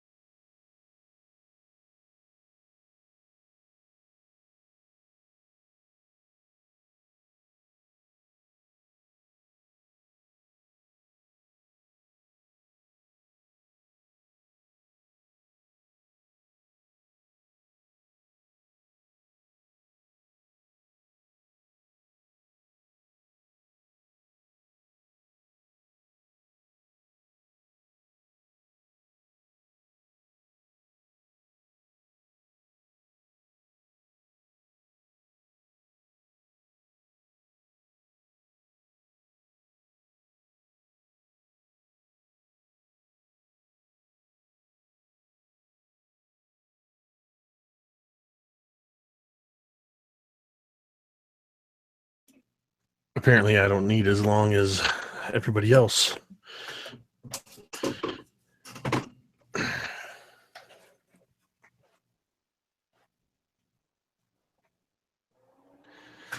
So those of you that are watching, I don't know if anybody happened to watch the first part, but one of the things that I changed up from the first part of running this was the first one I tried to run it very old school, let the module kind of lead the way. I gave very little in the way of prompting, and I gave no leeway. And it felt very uncomfortable to run it that way. So this time around, I decided to just do what I would do with any game that I'm running. I'm not nerfing anything. I'm not changing anything. I'm just running it the way I would run it, not the way Gary Gygax would run it. And by my reckoning, it seems to be running along very smoothly. Nobody's died yet, but this is indicative of how different Tomb of Horrors is we played for 4 hours in the first session, and we've got about 2 hours under our belt in this session, so 6 hours. And I think this meant they've rolled initiative. I don't think they've actually fought anything in the tomb yet. It's been the tomb itself that is the enemy. Yeah, we haven't had combat yet. It's been really interesting, which is funny because so many people say, oh, D&D is all about combat. And it's like, we're in one of the most famous modules ever written for D&D, and we're just now rolling initiative like 7 hours into this game. So, yeah, I mean, it's incredible how little combat is actually in, and no spoilers, but in Ready Player One, in the book Ready Player One, soon to be a movie, it mentions, I mean, I think Ernest Cline did a great job of not spoiling Tomb of Horrors even in the book Ready Player One, but kind of gives you the impression that there's more combat than actually there is. Yeah, I was kind of getting that sense too. And that's it. That's been my only exposure to Tomb of Horrors really prior to this, was reading Ready Player One. So yeah, same here. Locrius is killing it with the mapping. Thank you. It's fun. I would say when you're done, we're all done playing, and if you decide you want to actually look at the Tomb of Horrors map, compare your map to what we actually went through, and you'll see how close you are. Awesome. Yeah, I mean, especially in that first part, that first session where you mapped it based entirely on my descriptions without me kind of, without having this on-screen thing where I could kind of coach you. Well, the first one I did it after the fact. It was like after the game, I was like, I want to be able to visualize how it was. So I watched it back. So I wasn't playing. I was only mapping. It was much easier. Much easier to map when you're not actually also role-playing and making decisions. Yeah. Ellen, it's a little bit different because you're doing it digitally. Whereas if we were sitting around a table and you had a piece of graph paper or a dry erase battle mat or something, you could do this much quicker, much more quickly. But absolutely. Yeah, I think you're doing a fantastic job with that. Thank you, man. I remember when I first played D&D when I was like a 10-year-old little blue dude playing with some people. It was like, he was a dungeon master, and there was a guy who was the party leader. That was like his job. He was like, okay, I'm the leader in the party. So like I tell the dungeon master where we go in the dungeon. And then there was another guy who was the mapper. And he had a little graph paper, and he would draw it on it. And I'm like, okay, I'll just sit in the back and try to sneak attack someone when I can. Yeah, when we in one of my Pathfinder group, we always had a mapper. There was at least one person every session that was in charge of just keeping track of where we were and what was around us. Groups, it doesn't matter what game we're playing, whether we're goblins, whether I'm a minotaur, bard, or whatever I'm playing, my character always ends up, I as a player always end up being the party treasurer. I just record all the treasure, and we figure out how we're going to divvy it up, and somebody else takes notes. It works really well when you have when you're running a campaign like that. It's kind of an old school thing, but it works really well. Absolutely, yeah, that's really right. I believe, Taylor, are you back? I am. Fantastic. Everybody is back. We rolled for initiative, and the initiative order is in the chat on the side. It's going to be Thork up first as this ochre jelly, this just gelatinous ooze. And it's pretty large. I mean, looks like as it's kind of undulating up onto the arm of this jelly or the skeleton, there's still much of its mass in the vat, so you get the sense that it's a pretty good size. So am I seeing it just on the skeleton right now? Is it kind of like transferring itself? Like how am I seeing this? Yeah, it's transferring itself, but it's kind of like with every undulation, it's like it kind of, if you picture this like 4-foot diameter opening of this vat, mm-hmm. or excuse me, 7-foot diameter, not 4 foot, 7-foot diameter opening. The whole surface is kind of upward. And then it's this kind of ochre jelly. So you can see it very clearly. There's a lot of surface area visible. All right. So Thorkisha, with a huge smile on her face, finally able to fight something, pulls out her warhammer, and with a battle cry that is just shrill to the ears, she goes and swings for the fences to try and knock this orc jelly into the wall and just send it into oblivion. All right, go ahead and make your 1621. That is a hit. All right. 8 piercing. So that does 15 bludgeoning damage. All right, so you give this thing just a good wallop, and your warhammer just kind of just slams into this thing, and it's almost like it's I've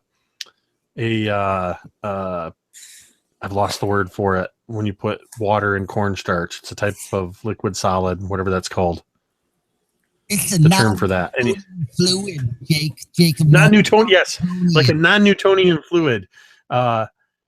As the skeleton dipped its finger in, as you strike it with your hammer with such force, it seems to just and you see pieces of it kind of break off and splatter.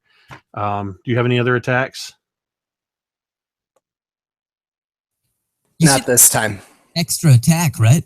You probably have the extra attack feature. Yeah, if you guys are what, 10th level? Yeah. Yeah. If you're a fighter, you have extra attack. Use a bonus action. Yeah, action surge. Okay. So No, we're gonna, not action surge. As a fifth extra level, attack. you get Yep, a second you're attack. Right. Yep, you're right. Yeah. So okay, where did it detach from the skeleton? Is that what you said? Oh no, just pieces of it. Just pieces of it. All right, we're gonna Kind of like you broke a jar of jelly. okay. We're gonna take another. I'm gonna reset. Thorkeisha's just gonna reset, and with another grunt, she's just gonna slam down on the rest of the orcish jelly.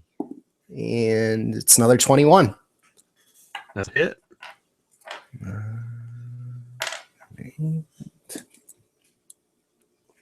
And that is 16 more bludgeoning damage. Yeah, and you can see that this with these two hits, this thing starts to give up some of its form, and all but a few tendrils release from the hand of the skeleton. And it is Tilda's turn. So Tilda, first thing she does as she moves forward, without hesitation, is she throws her shield into the air, speaking aloud the dwarvish word that commands it to float beside her. And she moves alongside, standing beside Thorkeisha, and Tilda brings up his warhammer and brings it down. And as he's bringing it down, it almost takes on this radiant glow as it plummets towards its target, almost like it's entering the atmosphere. And this fire, this like radiant fire, is sort of buffeting around the warhammer. And I'm going to bring down my hammer in a divine strike on this thing. Nice. So that is going to be 21 to hit. Absolutely. And a total of 6, 10, let's see here, 6 bludgeoning damage and 4 radiant damage. So what does it look like as this radiant hammer blow destroys this ochre jelly? So I think it's like, like if you have something squishy and you put something flat on top of it and it just kind of just like squirts out the sides. Basically, I bring the hammer down and it just decimates the center of this thing and squishes it so flat that it just kind of sprays out all sides of the hammer, just becoming a yellow mist rather than a gel, and just kind of sprays in all directions. Yeah, and you see as your hammer just slams into this thing and sends it spraying everywhere. There's a ringing sound as your hammer clatters off of the rim of the vat, and in the flickering glow remnants of the radiant aura of this blast, you see in the bottom of the vat a glint of gold.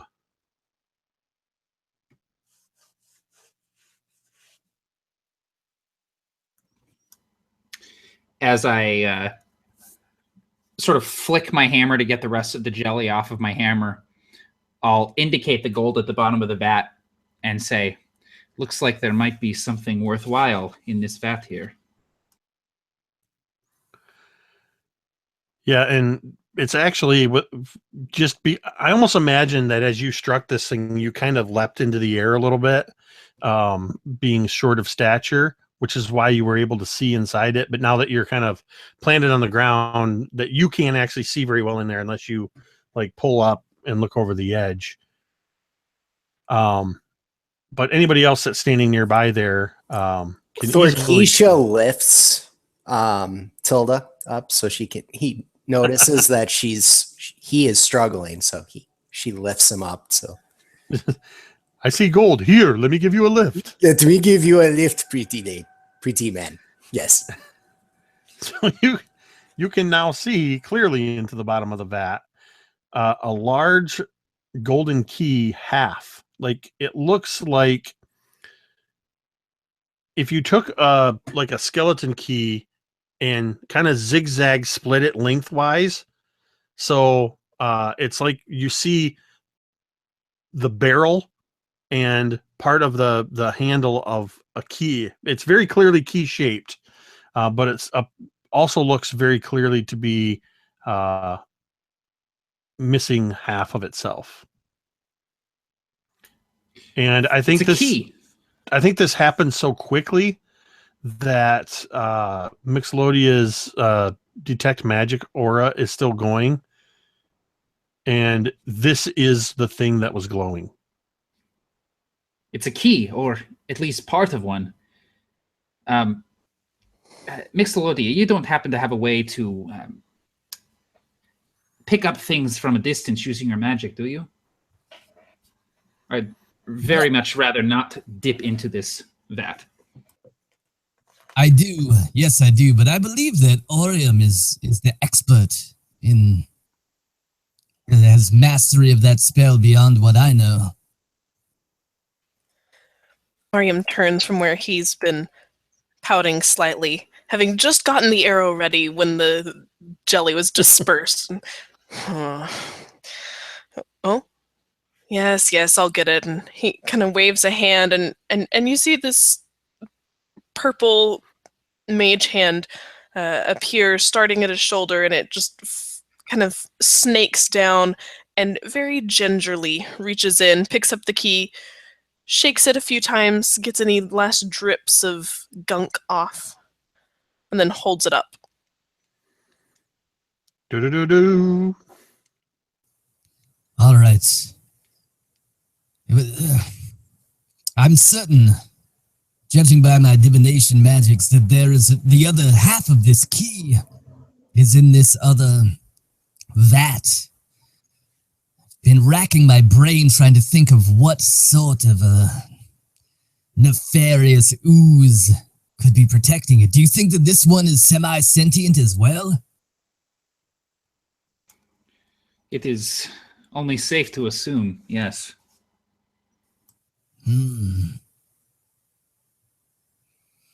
Jake, what would be my best guess as to if there was, let's say we knew that one of these vats had a horrible ooze in it. If we were to guess what kind of horrible ooze were in the other vats.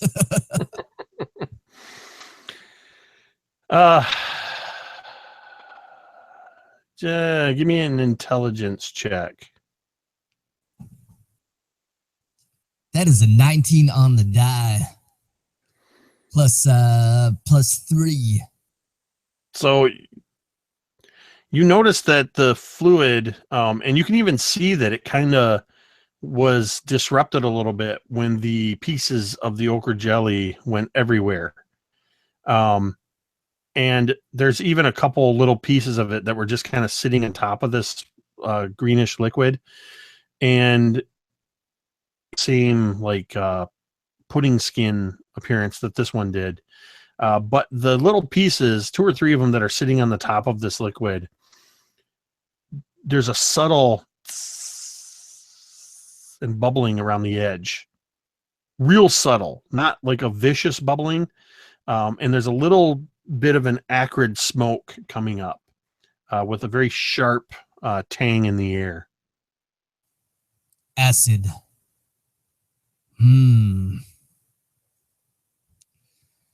Let's see. Nobody has a set of 7-foot glass calipers on them, do they? I think I might. No, of course I don't. I have a magic hand that steals things. Right. Will that do? It might. Let's see. Mixolity will look around. She'll grab one of the dried up potion vials that's was used for the mummification, a glass one. Mm-hmm. Wave a hand over it and it'll begin to glow with that cool blue light as I cast light on it and hand it to one of my skeletons to have him drop it down into the slime to see if we can light and see what's down underneath it. Yeah, so you cast light on the jar and the skeleton kind of puts it down into this stuff. The bone of the skeleton begins to hiss a little bit. Nothing major. It's not like it's dissolving as soon as it goes in. But within inches, the acidic fluid is so dense that the light just dissipates. You can't really see into the fluid with the light.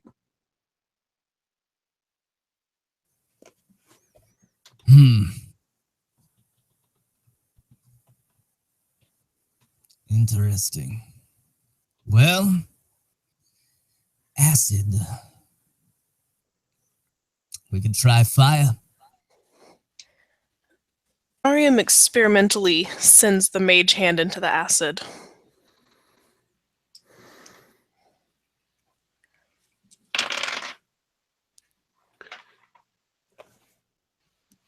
Nothing. It still works, or I mean, sorry, like yeah, it your disappears? hand, you can kind of sense the connection as it goes in. You can't see anything, and it's very difficult to kind of control where it is or sense where it is. But you're not getting a sense that it's finding anything. He closes his eyes and his actual hand begins to move down, and he's concentrating, and you can see him like patting around as if he's searching the bottom of this cauldron and trying to feel for any items that might be down there.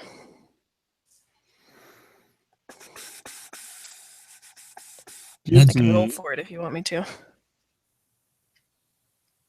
Here's a crazy question. Go ahead, Lope. Could I use the help action with using the detect magic? I don't know if I'd be able to detect like the location of the mage hand compared to what we think the key is. Actually, that's a good point. To like give her advantage on her roll. That's actually a really good point because you're able to see the faint glow of where this other object is. And you can detect all magics in the area, so you'd be able to see the glowing of the hand as well.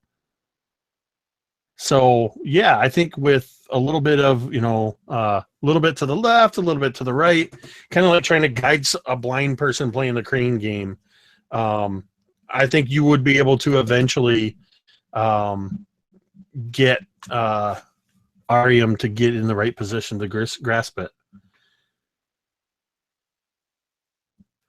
I'm not even going to make you roll for it. I think because Mixolodia has you can roll for it if you want, but Mixolodia can see where the two lights are and basically just has to make them converge. Once the two lights are close enough, it's like all of a sudden, Ariam, you just know, you sense that difference in it and just grasp it and pull the mage hand out. And as it comes free of the diluted acid, you see what appears to be the lower half of a golden key.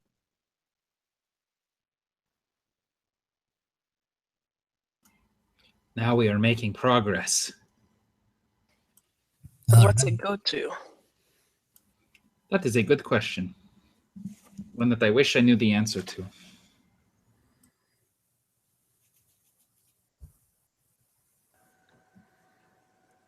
So at this point, You have 2 pieces of a golden key, a dead ochre jelly in an empty vat, an acid vat, a murky water vat, and a passageway to the southwest. And a partridge in a pear tree.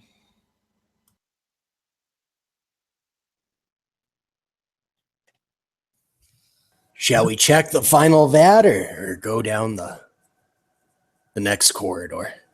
We never know. This is the Tomb of Horrors, after all. I'm not detecting anything magical from that vat, but it doesn't mean that there's not something in it. It would perhaps seem a little bit foolish to... I don't know. What do the rest of you think?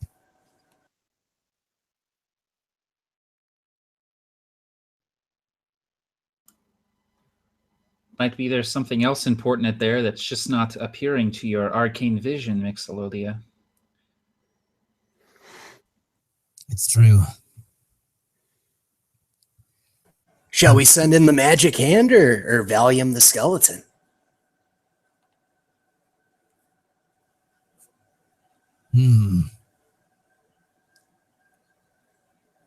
Jake, I'm gonna Aram? look at this. Look at the water in this vat. See if I can glean anything from it without actually disturbing it. See if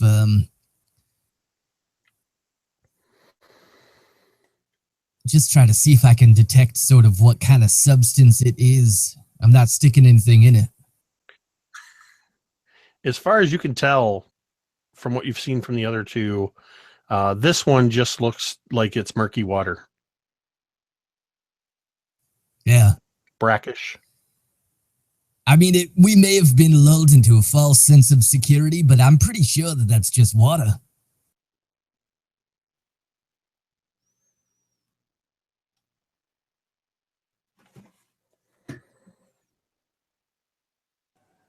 Then we move on. Mixolydia will grab another bauble, enchant it with a light spell, and drop it down in there to see if we can see anything. It's really faint, but you can see obviously much better than in the acidic water. Nothing seems to be glinting. You can actually see the shape of the light glowing bottle. And you can't tell, from what you can tell, there doesn't seem to be anything else in this. It just appears to be a vat of murky water. Yeah, it looks empty to me.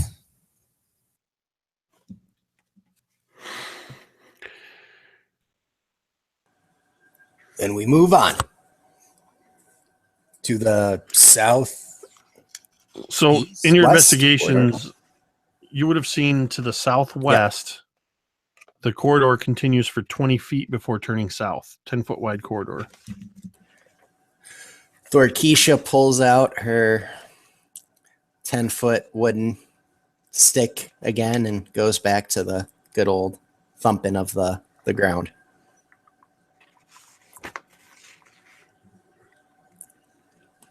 So Jake, is it a door or it's just an open, like a corridor? Just an open corridor. And where is it? Is it in the bottom southwest corner or? Southwest corner leading west, so lower left leading left. Gotcha. I'm assuming your left and right's the same as what I'm seeing because of you wrote the words pit, so I don't think your image is reversed. I think it is. It's just in the Hangout. It's if I look on the Hangout, it's reversed, so it messes me up. All right, so Thork's heading out with a stick. Ariam, are you going to continue your guys' standard investigative check for traps and secrets procedure? All right, so give me a roll for that first 20 feet. 17. 18. Looks all clear. And at the end of the 20 feet, you see that the corridor continues another 30 feet to the south. Immediately, 20 feet of that is stairs leading down.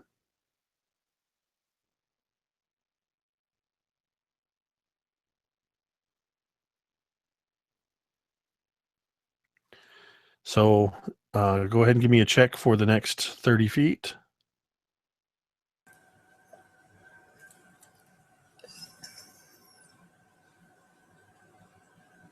Same thing. 2.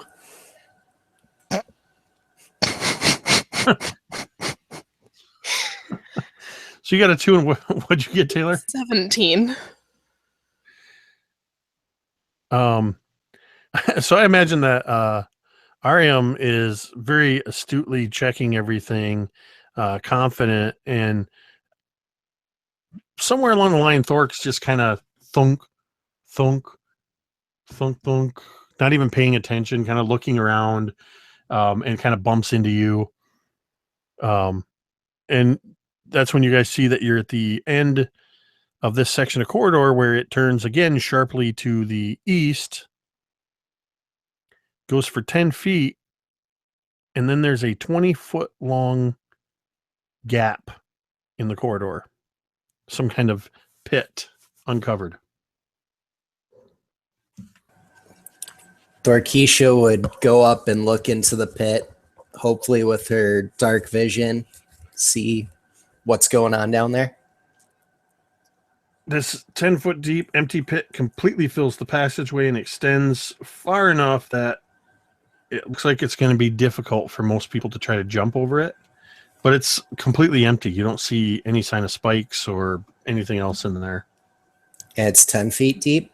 Is that what you said? 10 feet deep. Okay. Yep, just like all the other pits. Mm-hmm. Well, except for the 100-foot one that Drake fell in the last session. It looks safe to cross, guys. I mean, just a minor inconvenience. A minor inconvenience. Right. There tend to be a lot of those, and they're somewhat painful. Shall we send in Valium again? Test the waters by chance? Yes, of course. That sounds like a wonderful idea. Let's send him in. So, Jake, I feel like I fell behind on the mapping a little bit, but Oh, yeah, let me catch you up real quick. So, let me lock on you. Your corridor that at the bottom that goes off to the left actually goes to the right. It kind of doubled back. I see. Okay. Otherwise, your stairs aren't technically in the right spot, but it's close enough. It doesn't matter. Would they be like up 10 feet or something like that? Yeah, they're up 10 feet. So this little 2 blacks would be to the right. Gotcha. And how far Yep. how far does this right corridor go? It goes actually only 10 feet. And then there's a 20-foot pit. 20-foot pit And then in the floor of the corridor, right? Okay. Yep. And then the corridor actually continues on for quite a long ways, far enough that your dark vision can't quite make out how far it goes. But we'll get to that. So you're sending Valium the skeleton down into this pit? Correct. So with a little bit of clattering of bones, he's lowered down 10 feet into the pit. And what are you instructing him to do? Use the pole. He's gonna use the 10-foot pole. Check for traps in the pit. So go ahead and roll a perception check for your skeleton. All right, this is gonna be good. Let's see here. What do we have? Skeleton.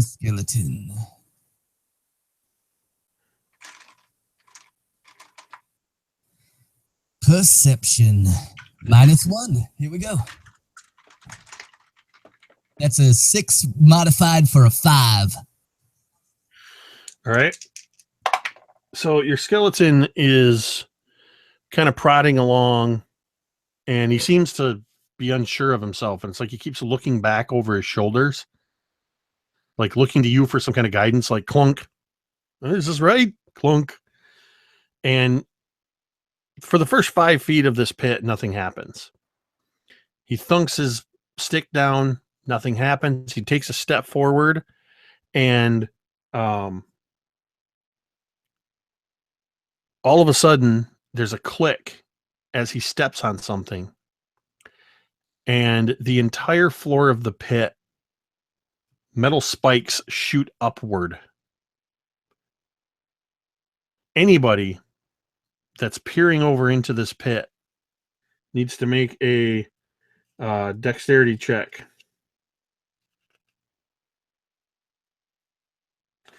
Your skeleton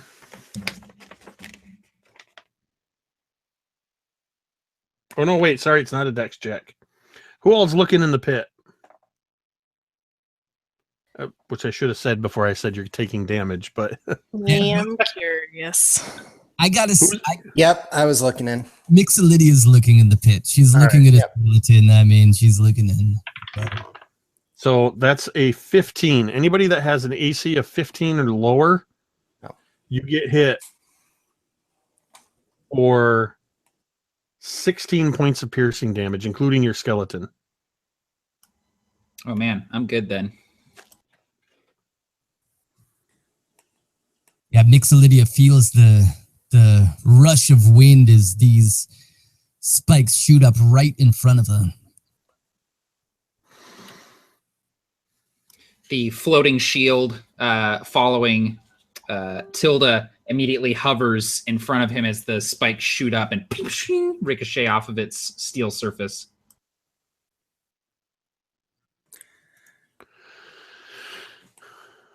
Locked on Loki again. All right, and how'd your skeleton fare there? How'd Valium fare? He took 16 points of piercing damage. He's doing all right. I did a little bit of power gaming with my skeletons. They get extra hit points for being a necromancer's minion, and I buffed them with the inspiring leader temporary hit points like an asshole. All right. So so he's activated this launching these spikes up into the air, and now he's just standing there in the empty pit again on the far side. So did those spikes retract? Yep. No, they actually shot upwards into the air. But did they come back after they shut up, or are they just hanging they're out now? They're not like spikes that are like stuck in the ground that shoot up a certain distance. They were picture like foot-long spikes that shot up out of the pit into the air, kind of clattered all around. And then, yeah. I guess kind of like arrows, I guess. I mean, they weren't arrows, but they were metal spikes. But yeah, so but I understand, but it's not like a resetting trap. Correct. Okay. Excellent work, Valiance.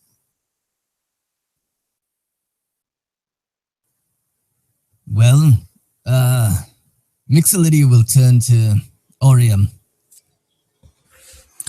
What should we do? Keep going. Better than going back.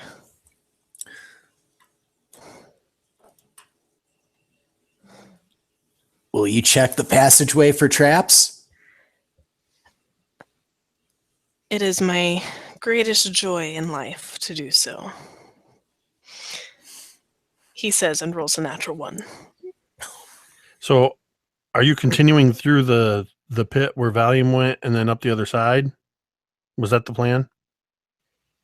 Not after she rolled a natural 1. Just kidding. Well, that's what I'm asking is, were you checking for traps in the pit where Valium went? I was going to go over it again. Oh, so you're flying over top of it. Mm-hmm. Okay, so you fly over top and then check the next 30 feet. And you're, as far as you can tell, there's nothing here. You're just like, oh yeah, it looks good. So the rest of you either have to go through the pit or find your own way across the top. Valium's down at the bottom, standing there where he triggered the trap. Did he make it all the way across the pit or not? Yeah, he was on the far side when he triggered it. Okay, gotcha. Well, I suppose that we're going to climb down again and climb up. I don't have enough skeletons to make a bridge, unfortunately. So yeah, Thorkisha would follow along the path of the skeletons and then continue to check for traps herself, as Okay. she got to the skeleton. So you're checking in the pit. I'm walking in the pit with Valium. Yeah, go ahead and roll it. 22. Yeah, so as you get over to where Valium had triggered the trap, you see the pressure plate that he stepped on. You can see it very clearly.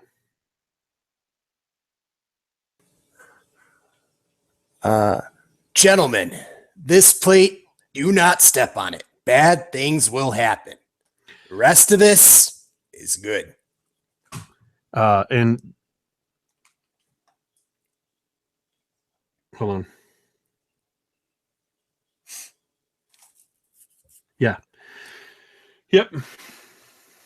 That's all good. Yeah, so you're able to identify it and point it out to everybody so they can avoid that pressure plate.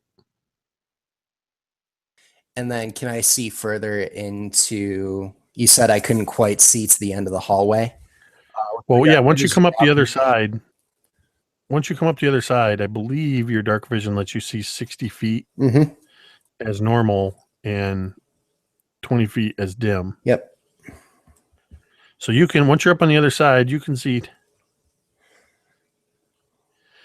that the corridor goes about 100 feet and then dead ends. Can I see a door? Is it just a wall, or what am I seeing? You don't see any obvious signs of doors. You just see a long 100-foot corridor. Awesome. All right, so I would relay that back to the team as far as it being a dead end.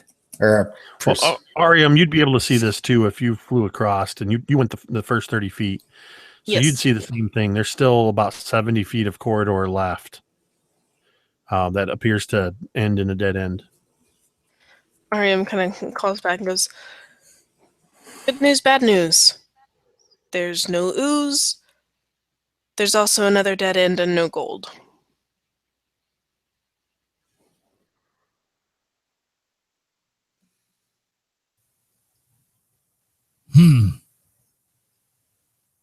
Well, we've seen dead ends before that weren't really dead ends. We should investigate.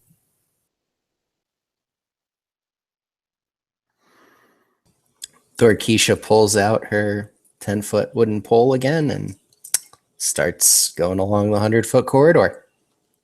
All right, Again. so Ariam and Thorik, you can continue with your process the rest of the corridor if you wish. So 3 more checks. 23.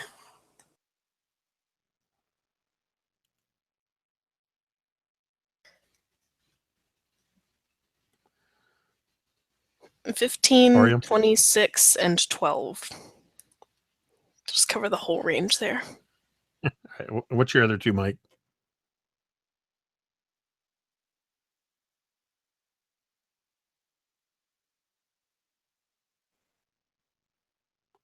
Okay. So as Ariam and Thorik kind of do their thump check routine, you're just not seeing traps. You're not seeing anything, and you can see the end of the corridor. You're starting to lose hope. And at almost the same moment, about 60 feet down this corridor, at the same time that you see it visually, Ariam, Thork kind of shifting the 10-foot pole smacks it up against the northern wall, and a section of wall just kind of goes and pivots, revealing a secret passage.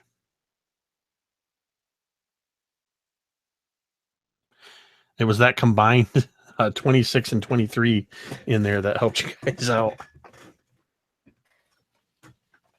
Mix, I owe you a gold coin. You're right again.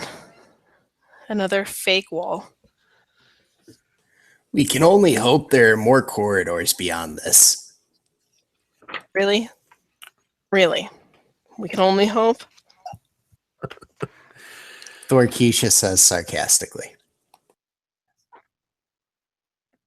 Well, you two can clearly see that there's a 10-foot corridor on the other side of this secret door.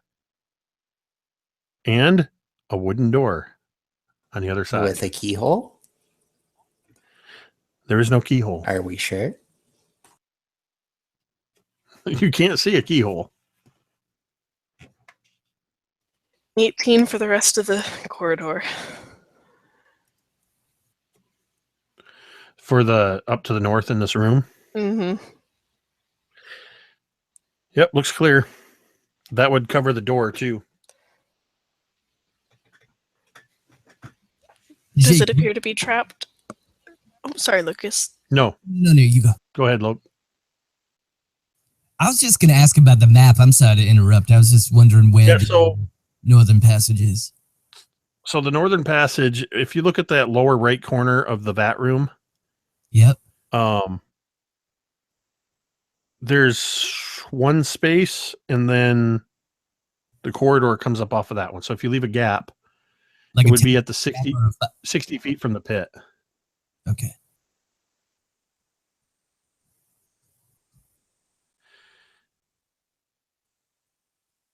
Got it. Yeah. Yep. That's it. Perfect. And it goes up 10 feet. And then, so in that last little box there, there's the door after 10 feet. So the secret door, I keep pointing in with my mouse so you can see what I'm pointing at. So yeah, that's the secret door and then the door. So no, Taylor, the door appeared to be with that. You kind of check that whole area because it's only 10 feet. Everything looks clear with that 18. I open yet another wooden door. And as the door opens, you see a room that appears to be filled with funerary offerings and furniture. Are can there see that shiny there are gold things? You can see that there are 4 rotting sofas, a couple of throne-like chairs, and a jumble of stands, small tables and vases and urns that are dented, chipped, and broken.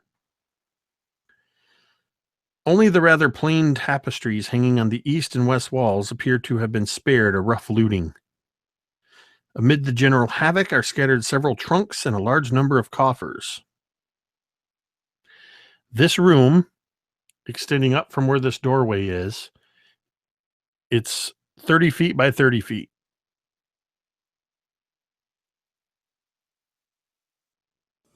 Thorkeisha's gonna go check where are the trunks located.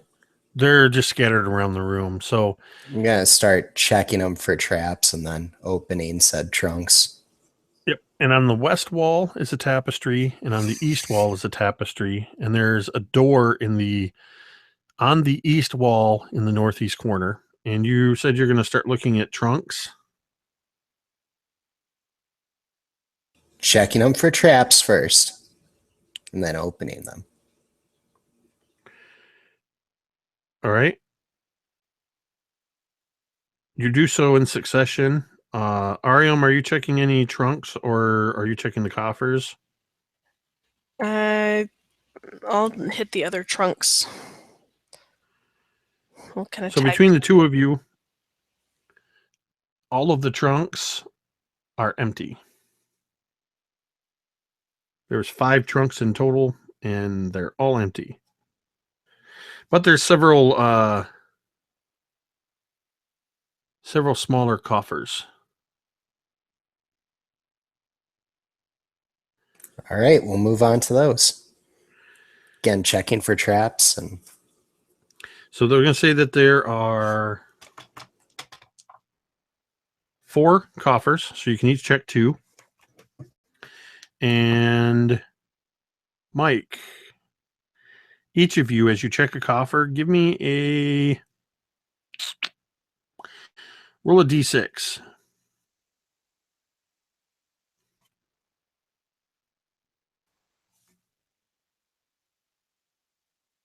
3 for me. 4 for me. Arium, you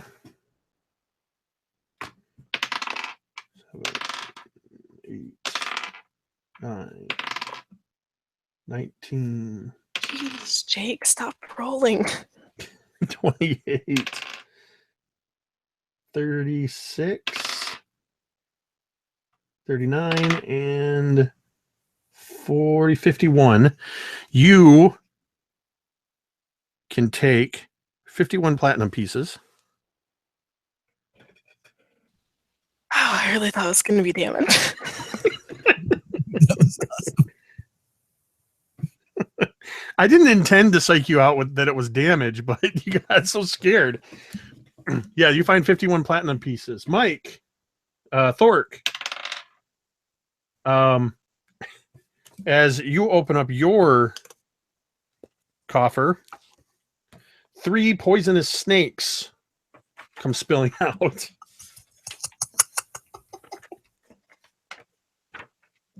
And these are just snakes. I'm not going to make you guys roll for initiative. I'm just going to, because you were the one that opened them, I'm going to let you take your action to do what you want to. All right. I'm going to take my 2 hand axes. How many are there? There are 3 of them? There's 3 of them. All right. And are they pretty much right next to me? Yeah, they're spilling out of this coffer. Awesome. So Thorkisha just pulls out her 2 hand axes and just, jumps back a little bit, but then she just slices at the head of the 2 nearest ones to her. So doing 1 action and in the bonus action or the extra attack. Okay. 15. Okay. 15, 20, 24 on the first one. Yep. Okay. So I slice at the head of the first one. You don't even have to roll damage Okay. if you hit them. All right. They're dead. If you hit them, then they're dead. 11, 20 on the second one. All right. And you do have a bonus action. You're right. Let's just try and... I mean, I'm not telling you have to, but there's 3 snakes. Yeah, we'll do that. And then 12, 5, and 21 on the third one. So you just, in quick succession, you react and just take them all out. Turn them into sushi. You ever seen that scene in Willow when he kicks the troll that's been affected by the acorn and it falls in and turns into the giant 2-headed Ebersisk? That was pretty cool. That doesn't happen right now, but that was pretty cool. I love yeah, that was pretty cool when that happened. I love Willow. All right, so you guys each got 1 more coffer that you were opening, if you still want to. Ariam, you found a whole bunch of platinum pieces in there, so. Yep, I'm opening the other one. Don't care. All right, give me another D6 roll, each of you.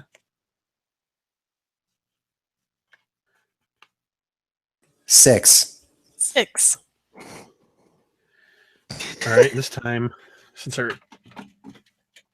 let me use a dice roller for this one. Let's see. So 8d10. Thork, you find 42 platinum pieces. And 35 more platinum pieces, Ariam. And that is the so what I picture happened is, as this room was opened up, Thork and Ariam just rushed in. They're like, there's got to be good stuff in here, and they just start ransacking the stuff. And then that leaves about the time Thork has slaughtered a couple snakes and then kicked open the last coffer and scooping up platinum pieces is when the other 2 of you kind of get in here. This all just like happened in a quick flash. So what do Tilda and Tilda, what are you doing when you come in? I'm sort of doing what I've been doing the entire time when we enter a room, which is basically just kind of like stand by the door and just sort of keep an eye on everybody as they're wandering around the room. And if anyone gets into trouble, I rush over to them with my shield.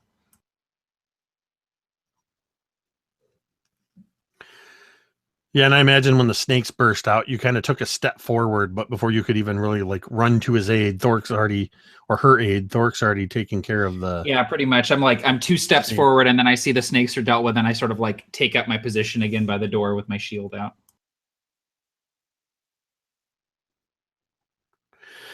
And then Mixolydia. I think that Mixolydia, once the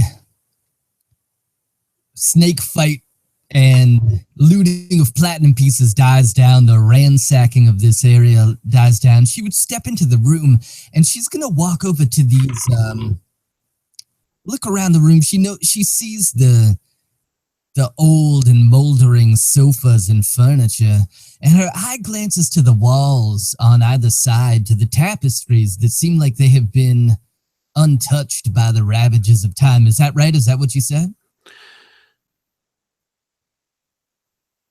Yeah, the tapestries, as you look at them,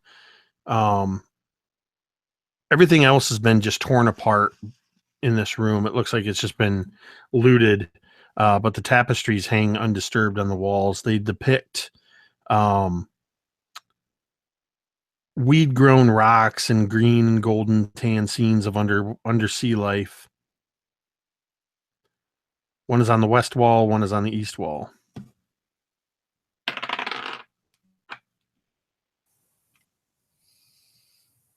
Undersea life, so they're like underwater landscapes, kind of? Yeah, one is showing like rocks that are covered in like green weeds, and the other one has this kind of golden tan hue of an undersea scene. It looks almost like it's kind of a boring tapestry, really. It just looks like the bottom of a sparse beach, or rather the bottom of the water near a beach, a little bit of weeds and a seashell, that kind of thing. Interesting.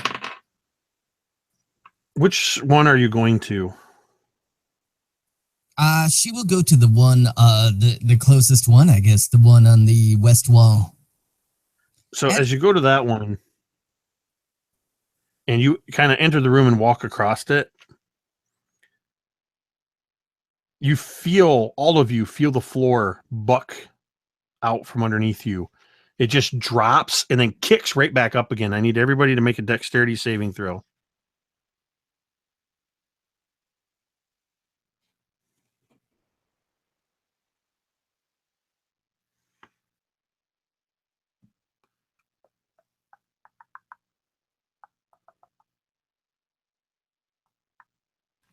$26. So everybody kind of lands on their feet, maybe a little off balance, except for Thorkeisha gets slammed down, takes 1 bludgeoning damage, and is knocked prone. As just for a moment, as Mixolydia was crossing the room, the whole room just bucked and pivoted and slammed you guys. Mixolydia freezes in space, in place, barely keeping her feet.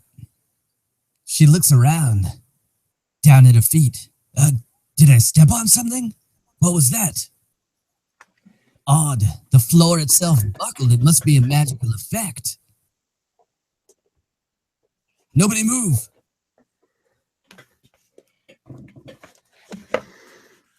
Hilda, have you ever seen anything like this? She's sort of standing there. No, I'm not sure what caused it.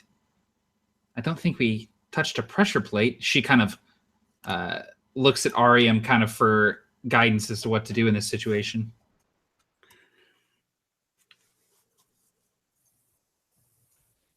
Ariam shrugs and finishes shoveling the last of the platinum pieces into her pouch.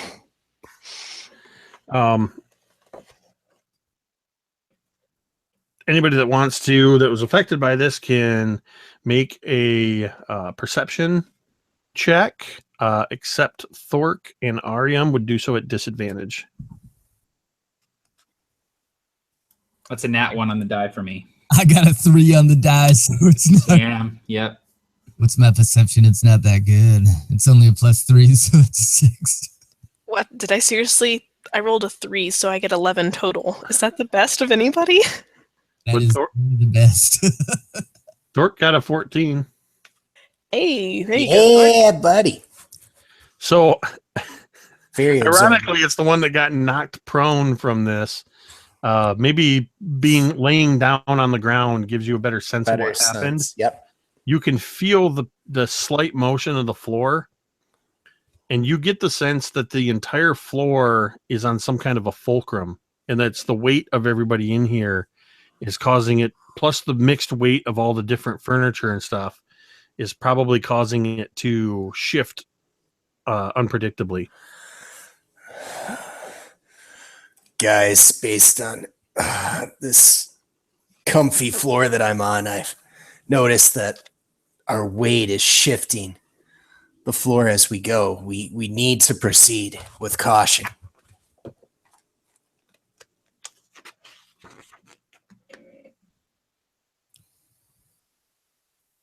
All right. Okay, that makes sense. Orium, can you do that thing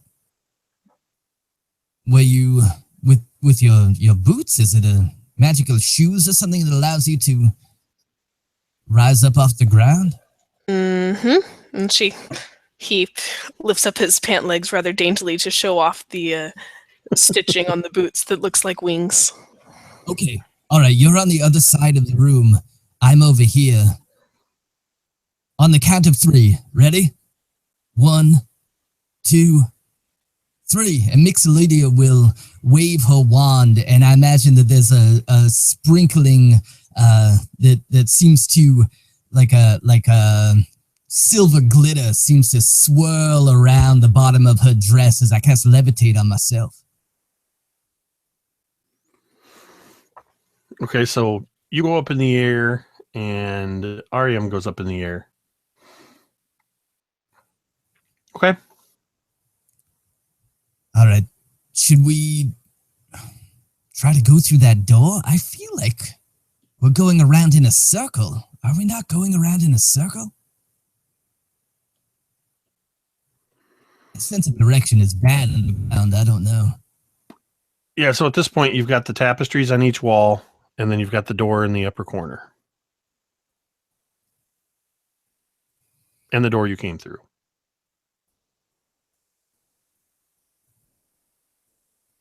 All right, Ariam, do you want to do your magic on that door? Absolutely. I will check the door for traps.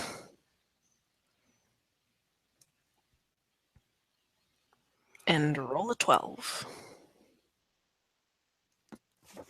As far as you can tell, the door does not appear to be trapped. I open another plain wooden door. Does an 18 hit you? Yes, it does. Because, of course, the door that You take 4 points of piercing damage as a spear launches out of it. As you open the door, you see that it's basically just the wall with this spear trap mechanism behind it. I believe a skeleton or somebody else opened one of these hallway you guys were in. That's right. And this one catches you.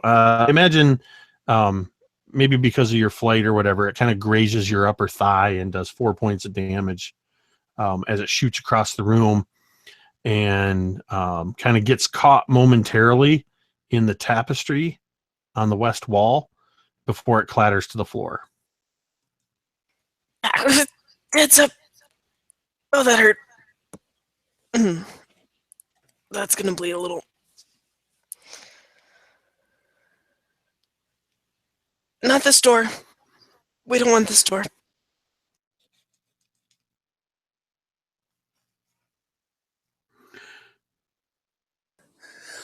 Locrius, give me a perception check.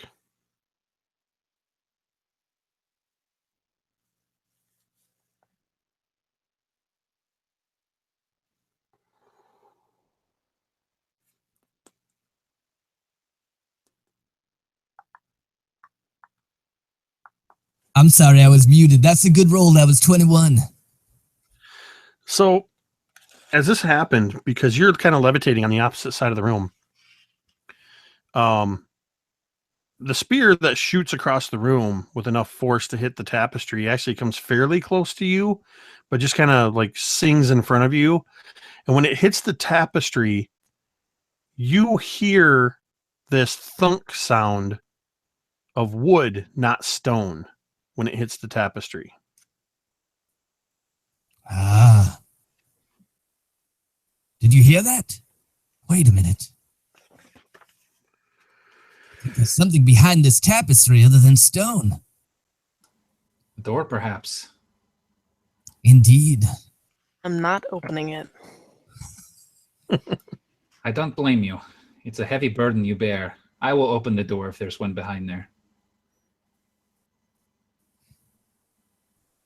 Okay, just wait one moment. Mixolydia will move herself over to the opposite side of the room and land and try to counterbalance Tilda's weight as she walks across. Okay.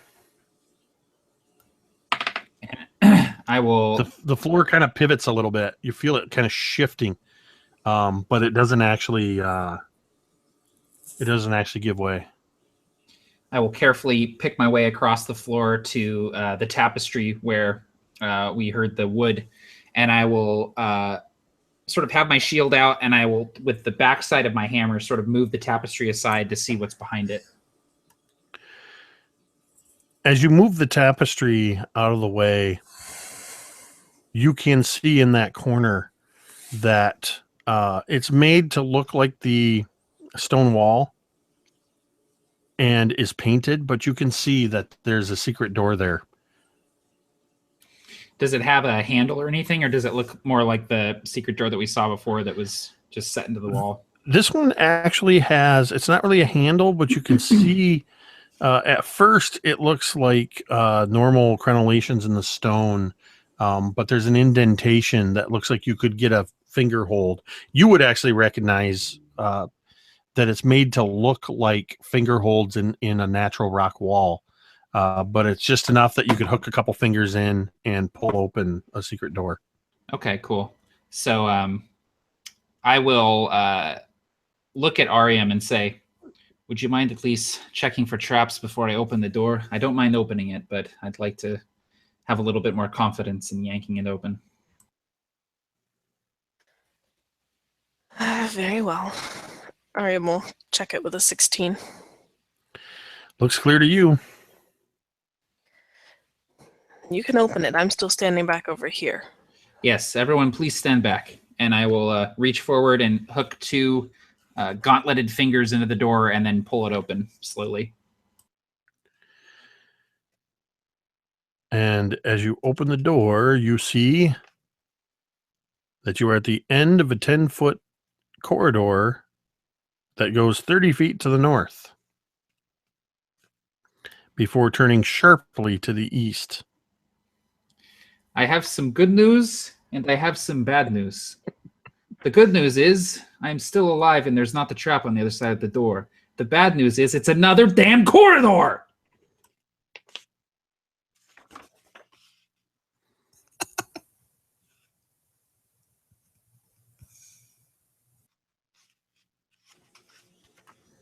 Shall we examine the other tapestry before leaving, or just go down the other corridor?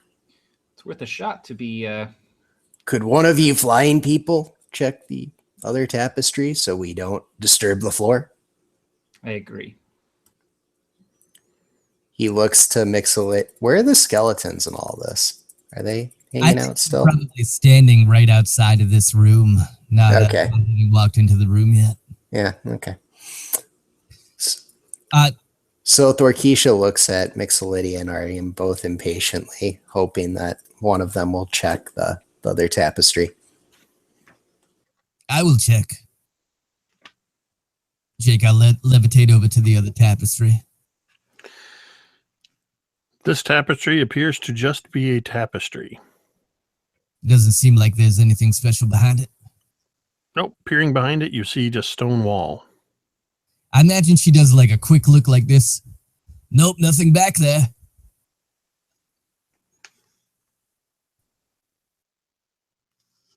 Now, Jake, so which tapestry had the corridor behind it on the east or the west of the room? The west. Okay, gotcha. So starting at that corner that would actually fill the gap in between the upper left corner of the room you were in, it would connect it to the other room. Yep. And then going 30 feet north. So actually, yeah, it would actually be the same height as that other room. Yep. Oh, really? Somehow. Interesting. That's crazy. Somehow that's only some dimension might be wrong somewhere, but it doesn't matter. I missed something. Yeah, some of my messed up. It's okay. Yeah, I don't know. And then it turns sharply to the right.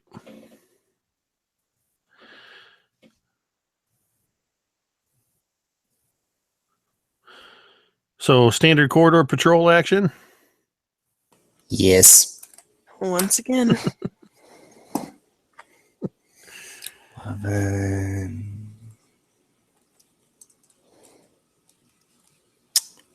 15. 12. Looks good to you guys. As you travel to 30 feet north, turn to your right and see a 20-foot descending staircase, and then the corridor extending east as far as you can see.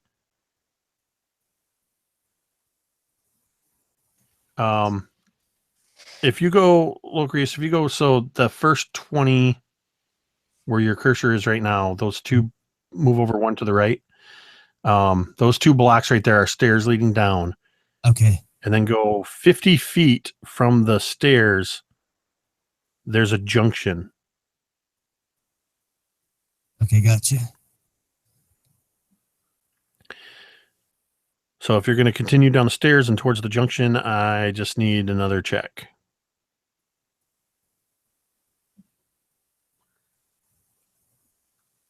$16.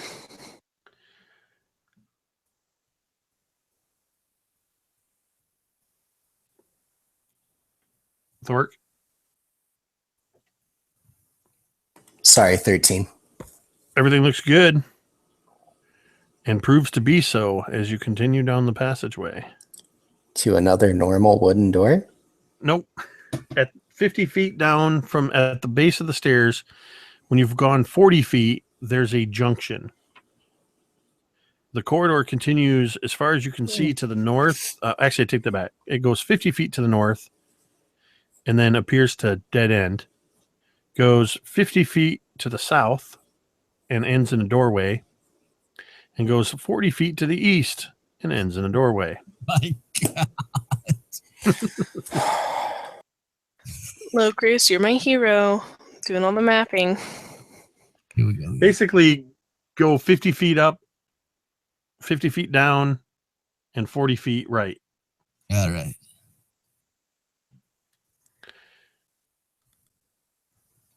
And you've kind of stopped just shy of that, the actual center of the intersection. So you've checked up to that point. Now you just have to decide, do you want to go north, south, or east?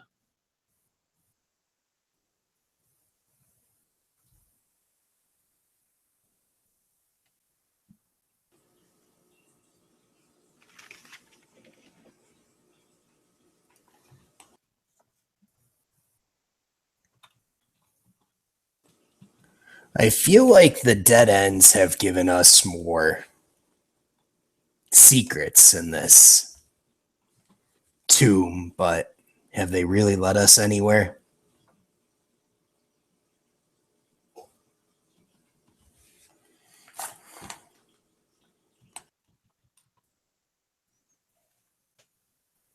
Ah, wait. I have just the thing. Mixolydia goes into a pouch and pulls out a 6-sided die. Okay, 1 and 2 is north. 3 and 4 is continue east, and 5 and 6 is south. Oh, that's a 6. We're going south. I could also, this is a feature I have as a level 10 cleric. I could convene with my deity if we wanted to try that. What do we think? Do it. Tilda will look at the die that has been rolled. I can't help but feel that I should seek some sort of guidance. And I think that even in this forsaken place, and even in my current state as I am, I think I can reach out and attempt to hear the voice of the revered mother. And so Tilda will set down her shield and put her hammer on top of it, and she will go to her knees and just clasp her hands in front of her. Revered mother, it is I, your servant. I come to you now in a desperate hour of need. I attempt to find out what happened to my brother, another of your servants. I attempt to extinguish the evil that resides in this place. And most importantly, I attempt to keep myself and my companions alive and get us out safely. I listen for your voice. I look for your hand in everything. Please guide me. And so what I got to do is I got to roll percentile. If I roll 10 or under, the deity will answer. If I don't, we won't get anything. So here we go.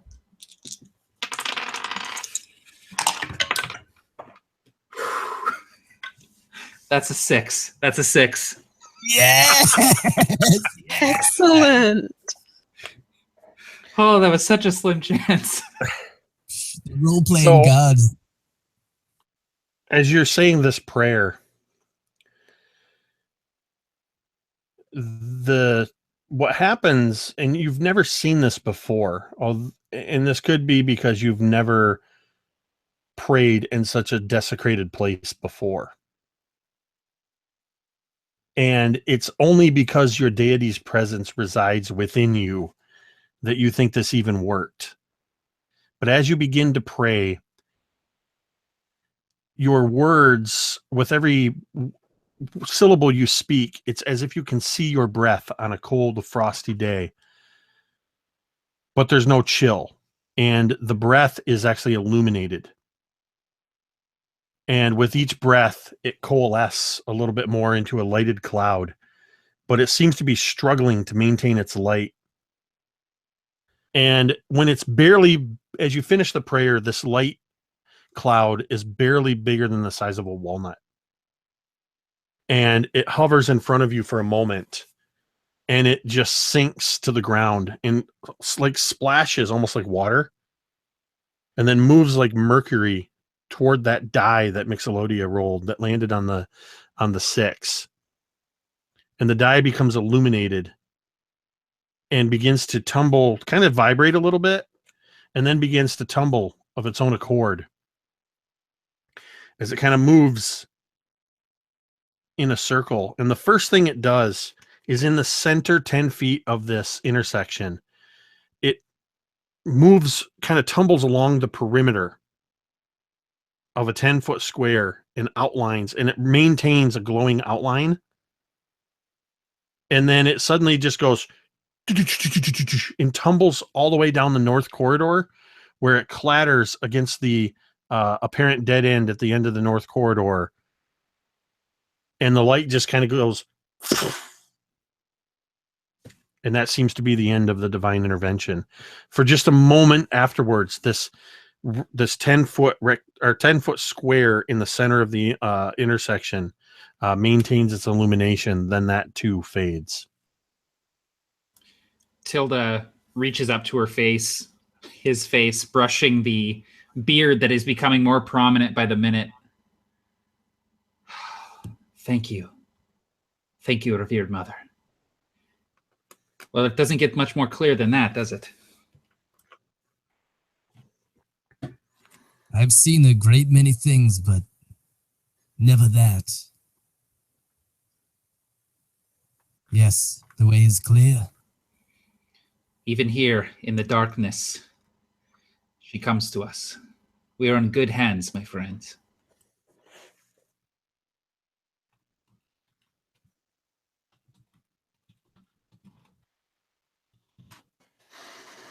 Right.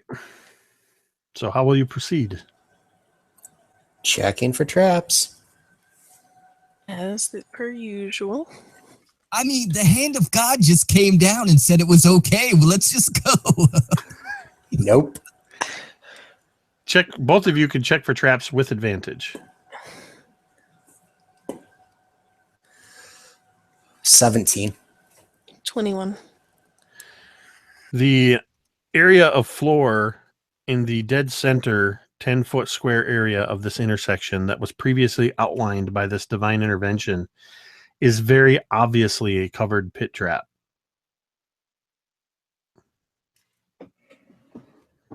It seems that Tilda's god was drawing attention to that for you.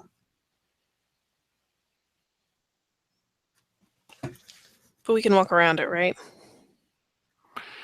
If you kind of hug the corner, you can kind of step over it. Yeah.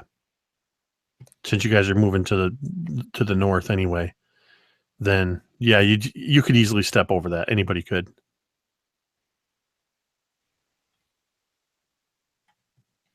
Yeah, watch that.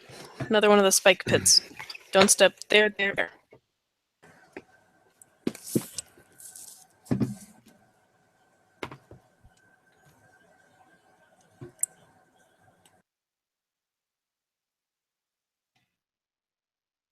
So I think we're going to proceed with the standard model, So, right? yep. So Thorkeisha continues down the north hallway and gets to the end and goes, now what? And starts looking at the various walls for clues and trapdoors and secret passages.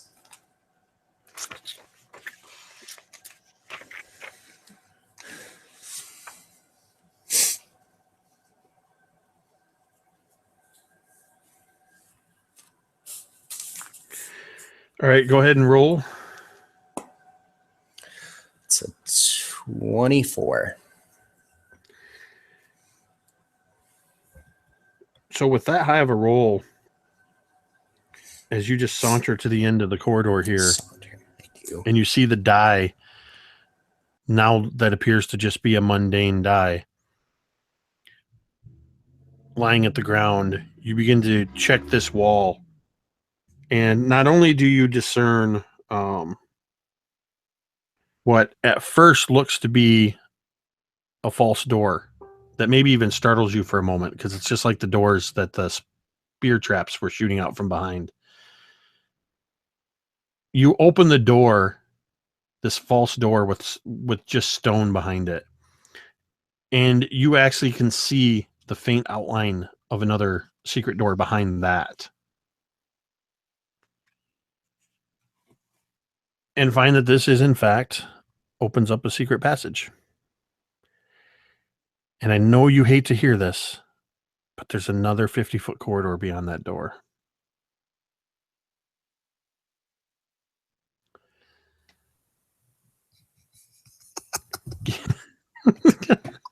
You guys are all going to be traumatized from pits and corridors. Good Lord, Gygax.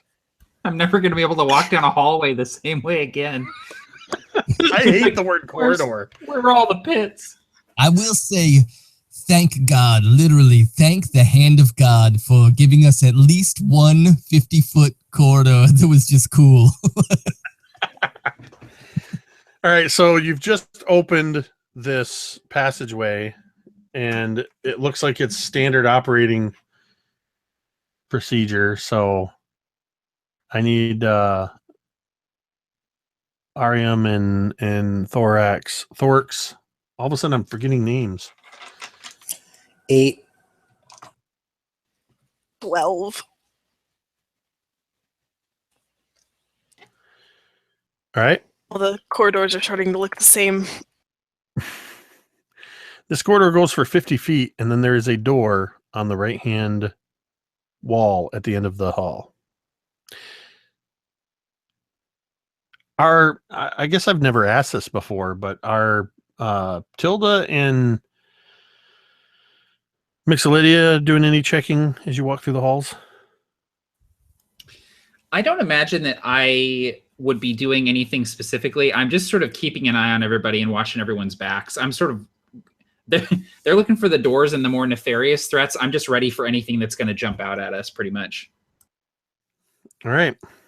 I think that Mixolydia would be doing what any good old school D&D wizard would be doing, which is disbelieving illusions. I disbelieve the wall. I disbelieve the next 10 foot of a wall. Looking for illusions though, because I have been like illusory doors and stuff before. So that's None of this is real. Yeah. I disbelieve the tomb. All that's left, the whole mound disappears. All that's left is Acererak sitting on his toilet reading a magazine. I was just gonna say he's got his pants around his ankles, his little skinny bone legs. Reading a Sears catalog. All right, Thork and Ariam, you've made it to the end of the hall, and there's a door. That looks like it takes a skeleton key. There is no keyhole. I check it for traps with a 20. Non-natural. It is trap-free.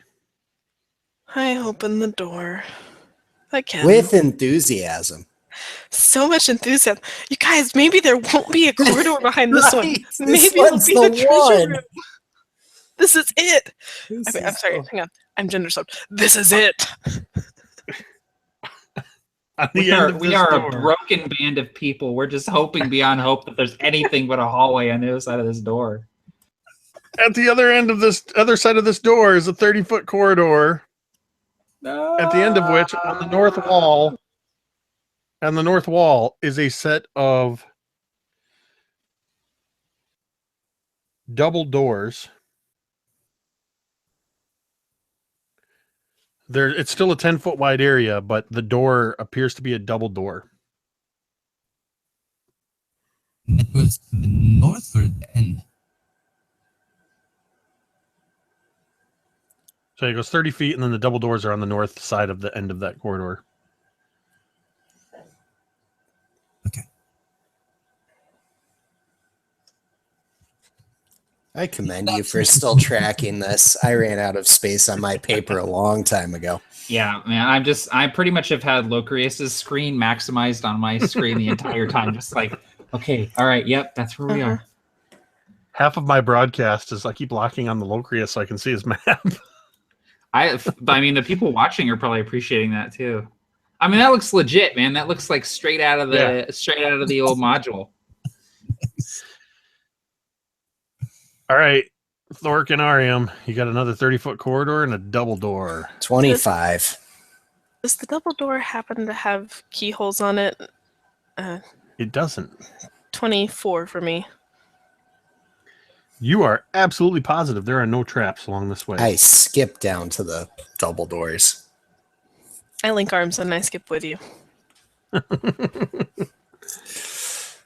Little thing we call false motivation. All right. Check the door for traps. All right. That's you, Ara. No, it's not. No? Okay, it's me. It was a 1.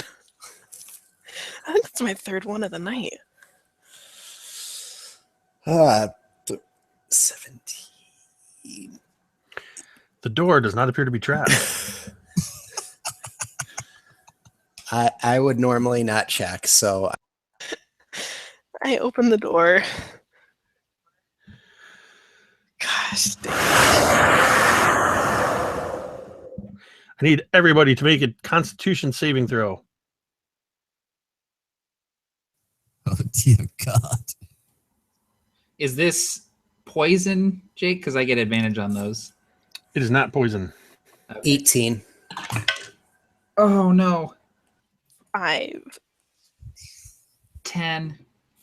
I'm rolling right now. I just realized that I took resilient con, so I have proficiency in.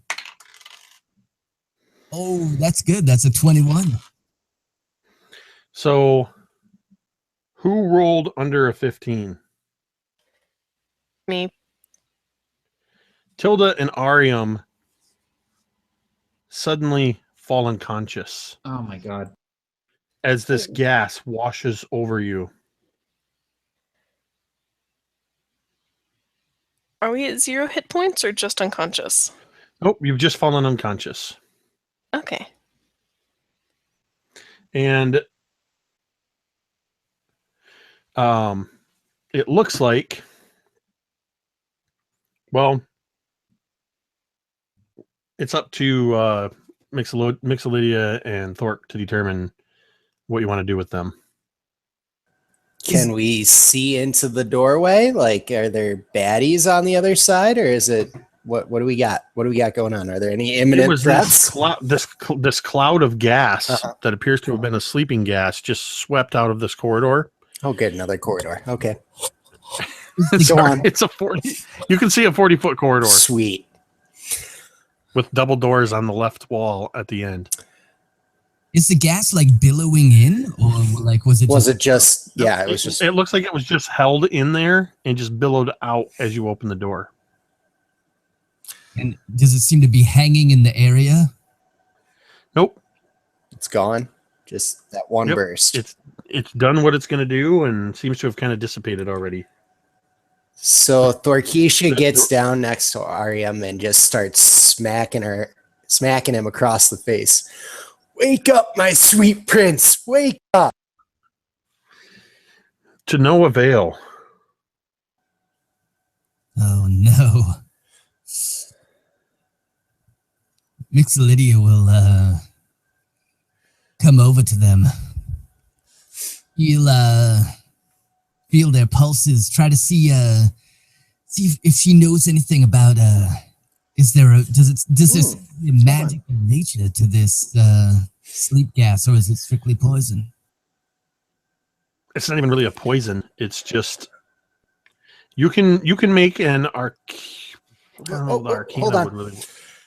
Thorkisha pulls out her elixir of health and is going to give it to Taria. To who? Or, right? Tilda. Sorry. Tilda? Tilda. Sorry. Name's hard at 12:30 in the morning. So that's what. So Thorkisha pulls out this small red bottle of liquid and just lifts up Tilda's head ever so gingerly and starts shaking it into his mouth.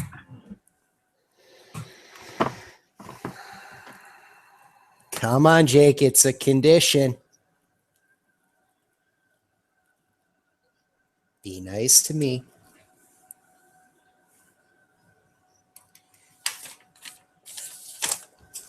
What kind of potion was it?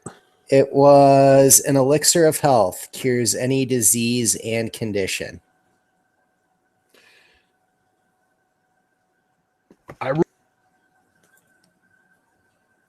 It works. It cures the unconscious condition of Yeah. Tilda. Sweet. Oh, Tilda wakes up and kind of looks around. Oh, okay, I'm alive. It's okay, Thorkisha rescued you. Thank you, Thorkisha. She's smiling and looking around. Is everyone I else did. okay? No, my sweet prince is down. Can you save her? Him? I can certainly try. And I will attempt to cast, once again, Lesser Restoration on Arium, getting rid of the unconscious condition. As you cast the spell and you just begin casting it, at the far end of this corridor, the double doors on the west wall open. And you hear and feel as form rolls out through these doors pivots in the hallway, and it's some kind of massive metal and stone construct. And it just goes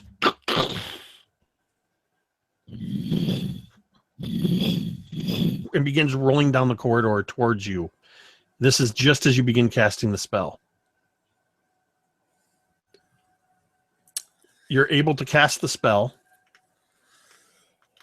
and Ariam is just gaining consciousness, but a giant stone construct is rolling down the corridor toward you. Jake, is this so that we can get our bearing? I stopped mapping after the double doors. Is this like from the double doors to the north? 40 feet north. 40 feet north from the double doors. Gotcha. And it came out of a set of double doors on the west wall of that corridor. So Ariam's just... Oh, go ahead. Did it like turn into like a sphere and sort of come around the corner and roll towards like us? a big cylinder, like a 10-foot wide cylinder. It came out of these double doors, pivoted, and is rolling towards you.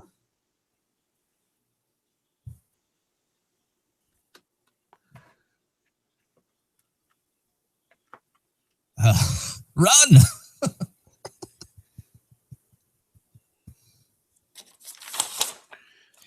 Yeah, I would, as soon as I see it rolling towards us and I have Ariam sort of conscious, I would sort of be pulling him along and urging the others to follow as we're taking off down the corridor. And this thing's moving. It took you a few seconds just to get Ariam to his feet and get moving. And you begin running, and you can hear this thing. It slams against the wall at the end of the corridor where you were. Then you hear as it pivots in place, and it's chasing you basically down this corridor.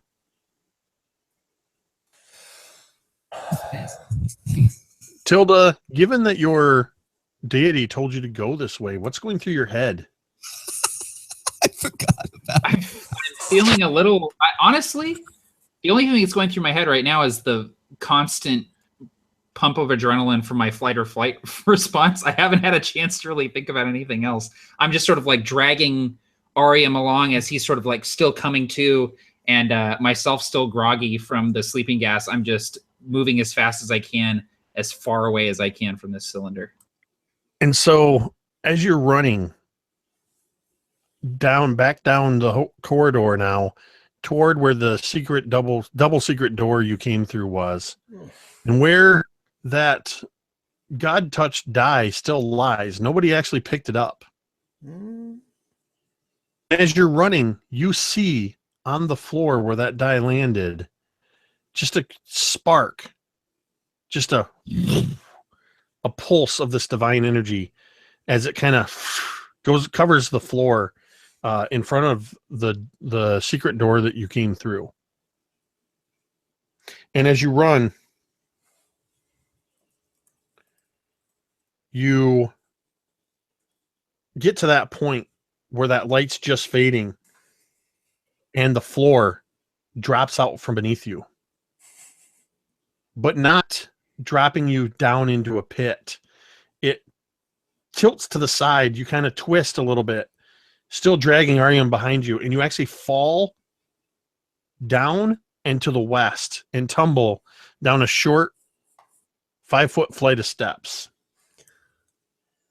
That would be at the secret door on the map, Loke. So where that little, in the middle of the corridor where you've got the secret door marked, to the left of it, on the north side of it, is where this opened up. And you basically, there's a last little bit of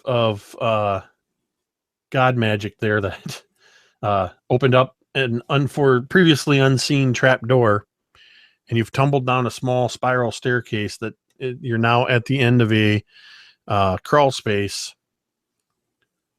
And seeing this, the Ariam, I think you kind of get pulled along as Tilda was dragging you. Do the rest of you just dive in down this way? And it's a good thing you do, because who was bringing up the rear? Probably would have been Thorkeisha, because she would have thought she might be able to like hold it in place briefly, but then would have run with the rest of the group. So just as you drop down into this area, it slams against the area just above you where the secret door was or is, and it just jams in there. There's a bit of dust and debris as you realize, Mixolydia, that your remaining 3 skeletons were not fast enough moving down the corridor after you, and they got pulverized by this thing where you previously were. So now the area above that is blocked by whatever this construct was, and the only way you have forward now is a long corridor to the north that's a crawl space.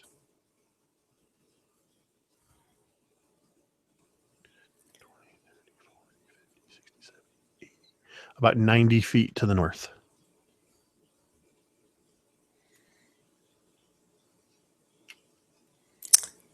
I know that you said that my skeletons are dead, but technically, Thork said that he was in the rear.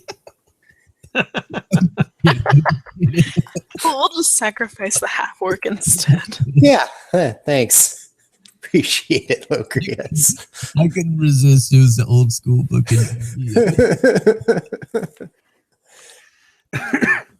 So you guys gonna... Jake, was there a door to the side and then there was a staircase down, or was it a trap door that we fell through? I don't know. It was a trap door that you fell down into a kind of little 5-foot curving staircase to the left there. And then this crawl space goes 100 feet to the north. Okay. Who wants to go first?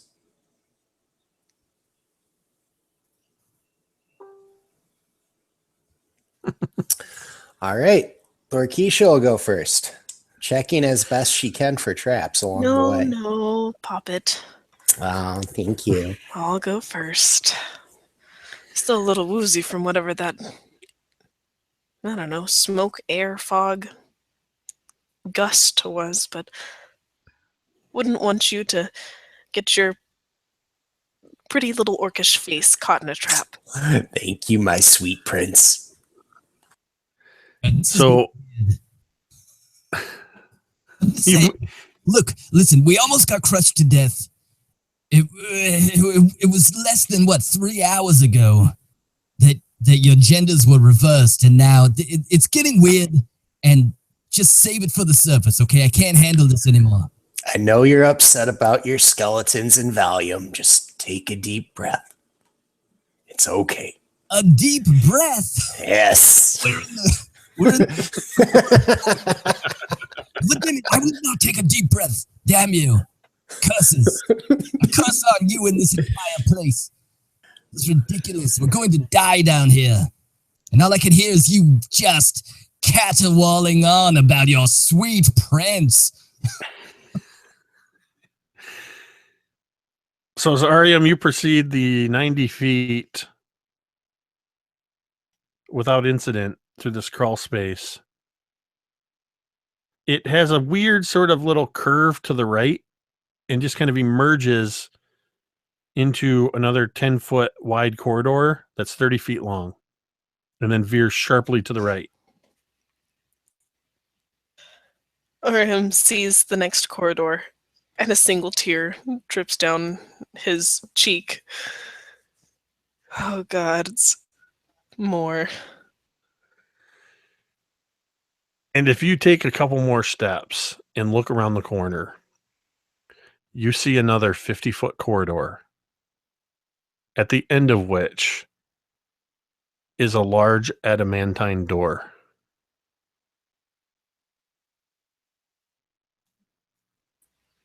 A keyhole?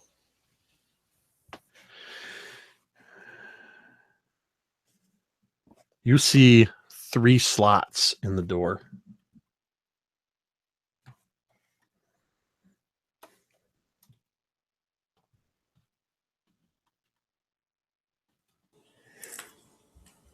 Mixolydia, perhaps you can cast your fancy magic and see if one of these keyholes is different than the other.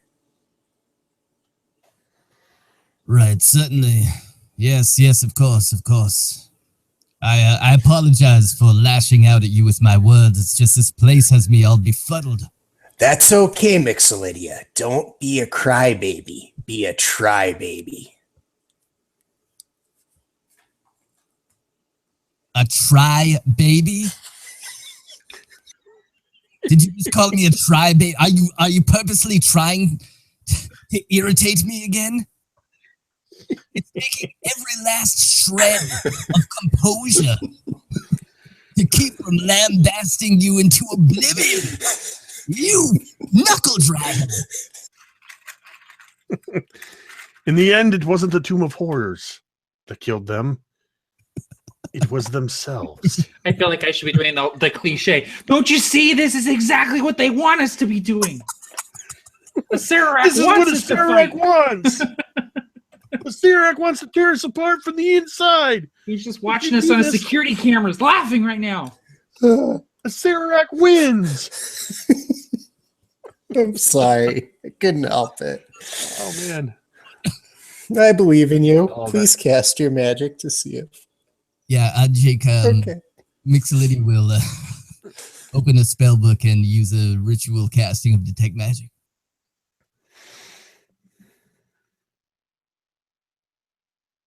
You find that in the presence of this door, you are unable to cast spells. Oh, dear God. No, these are like the persecution dreams I have. What? She tries to cast Ray of Frost. No. Impossible. Improbable. What if I counterspelled it? No, that would be an incantation to do it. I think we should leave. We should leave this place. Leave it now. No. We've come this far. We've lost one of our own. We've all suffered wounds and regentrification and all sorts of nonsense. Now we're here in front of this door, and it's time to open it and see what's on the other side. Also, I can't remember how to get back to where we came, so we just have to go forward. So which keyhole do we choose then? What you see are 3 slots, 3 identical slots. They don't even look like keyholes. Anybody that wants to can give me an investigation check. I can't show it, but it's nat 20.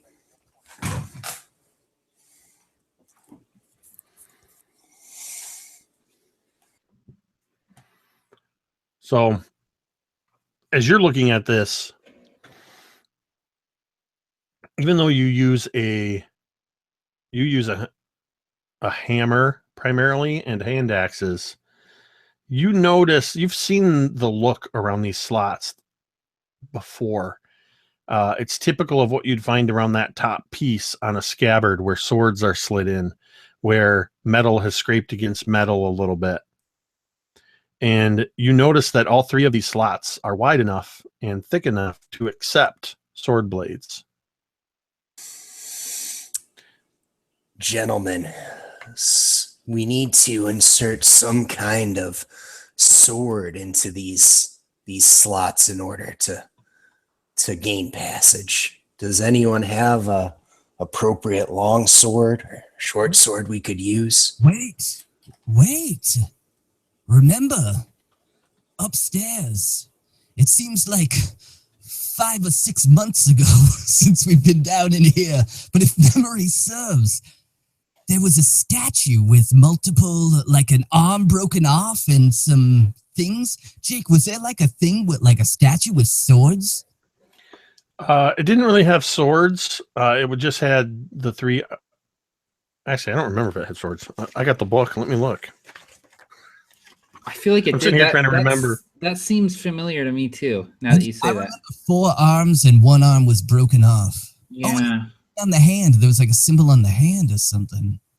Or did it have like a gem, or something? I can't remember. Okay, so what it was is it was a 4-armed gargoyle where one of the arms was broken off. It was not wielding any swords, but each of the 3 hands had a depression in it that Ariam had seen really looked like that gems might fit into it, but nobody ever really solved that. Yep, okay. Never mind, unrelated. Thork, you're pretty sure this looks like sword blades have been pushed into it, though, from the markings and what you've seen. Can I tell if one's been used more than the other? No, they actually all look like they've been used the same amount.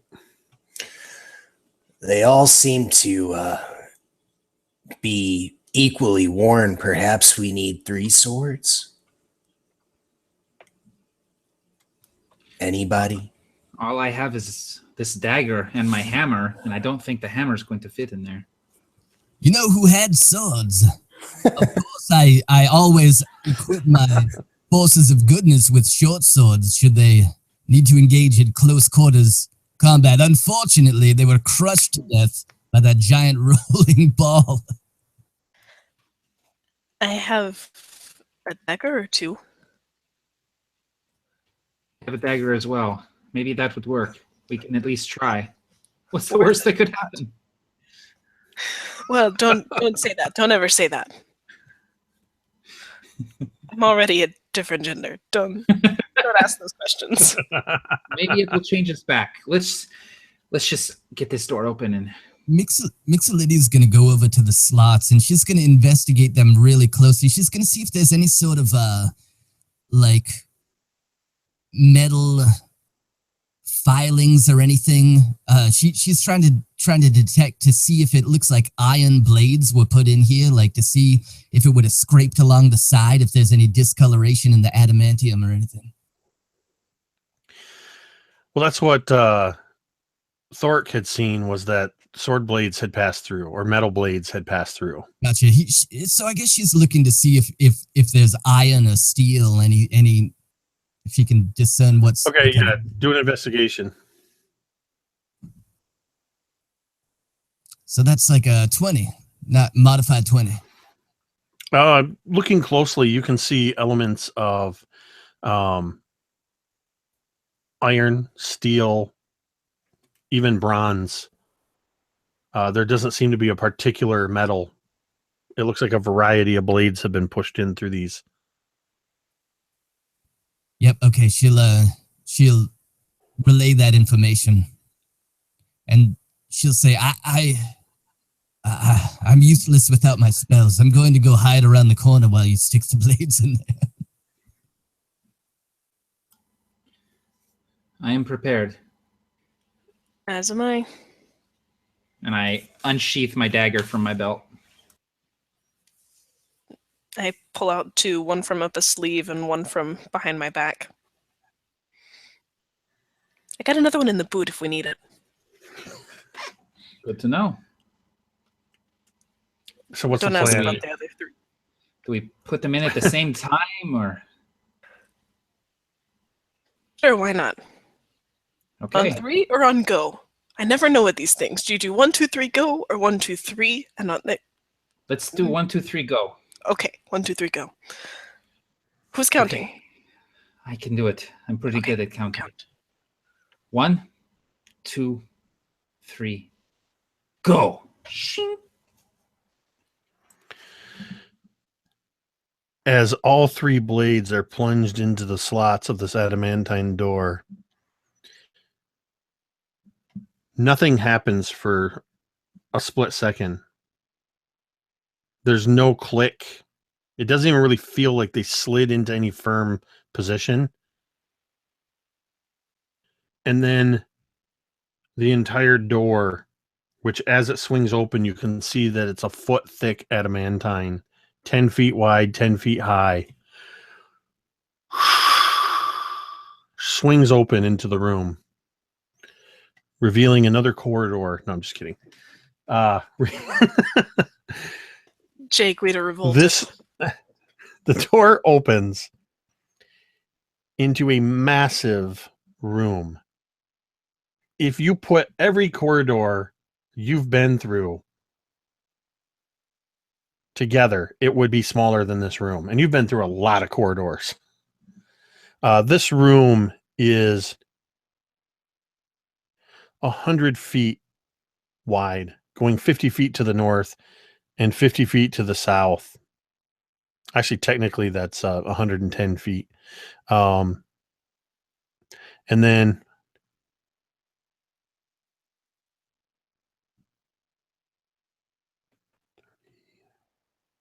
wait, these are 10, 20, 30, 40, 50, 60, 70, 80, 90. Yeah, 100. It's 110 feet square. Good Lord. My math falls apart at night. It's not even math. It was counting. It was basic Sesame Street counting. So this massive 110-foot square room. The most notable thing is that this room is a veritable forest of stone pillars. It seems that at every 10 feet, going all the way across the room to the north, to the south, and to the east, there are pillars stretching from floor to ceiling. Those of you with dark vision, as you peer through this forest of stone pillars, you can just make out in the center of the southern wall a massive stone dais with a throne upon it. Glancing to the left, about 50 feet to the north, along that, the remaining 50 feet, high on the wall in the corner, and the ceilings seem to be about 30 feet in here. You see a green devil face, like the one you saw at the end of the first hallway. This room is the biggest area you've seen since you entered the Tomb of Horrors. And as you step into the room, we are going to end there. I thought we'd make it through. I'm not sad that we didn't, I guess, because in my mind, this was even though there were a lot of corridors, I think you guys were really playing up the characters, and had a lot of great interaction. I don't know what the heck it is with Gygax and all these corridors, but dude likes hallways with nothing in them, man. I don't know what it is. I will say that when you guys a couple of you got knocked out, you were pretty darn close to a TPK potentially. And yeah, I had told these guys in the chat that I'm pretty confident that it's going to be 90 minutes, 60 to 90 minutes at least. And for those of us on the East Coast, which I believe is all of us except Matt, it's already 1 a.m. So I will get together with these four and we will do our darndest to get this last bit soon. I would like to get this, especially since it's only going to be, we'll plan on a 2-hour block. I'm confident it's going to be less than that. And we'll have a part 3 to this and wrap this whole thing up. And then you can all say that you've completed the Tomb of Horrors, whether you live or die. But I want to thank each of you for participating. I've had an absolute blast. I love playing with all you guys. Gender swapping and seemingly incessant corridors with doors and pit traps. But yeah, let's just pop to each one of you real quick if you want to plug something or say who you are, because we never did any kind of introductions. Let's start with Locrius. What's up, everybody? My name is Locrius. I like making videos about monsters. It is Locrius Planetoid on the YouTubes. I had a lot of fun playing in this game. It's definitely, it really highlights the differences between the way that I used to play the game when I was a little kid and the way that we play the game nowadays. It's changed a lot, and in my opinion, it's changed for the better. But it is nice to do an old school dungeon crawl, especially the classic. I feel like it's something that everybody who plays D&D at some point should do. And I think it's a lot of fun, man. I like the paranoia that sets in, the going 5 feet and try not to get blowed up by the next door that we come across is a lot of fun. So thanks a lot, Jake, for running. It was fun. Great playing with you guys, and we'll finish it up. It's great. All right, Matt. Hey everyone, I'm Matt. I run the channel Fistful of Dice, and I also write RPG supplements over at absolutetabletop.com. We're actually coming out with a new version of our playtest for Harbinger, which is our science fantasy rule set for 5th edition. That's going to be coming out this Friday, and I'm really excited about that. This game was a blast. I really enjoyed it. I think that I just had like more of a sense of what to expect going into this session, and we were more careful. We're working together as a team, and I think generally we're more on top of things. So looking forward to session 3, and I'm hoping to get just absolutely stomped by Acererak and his minions. Mike.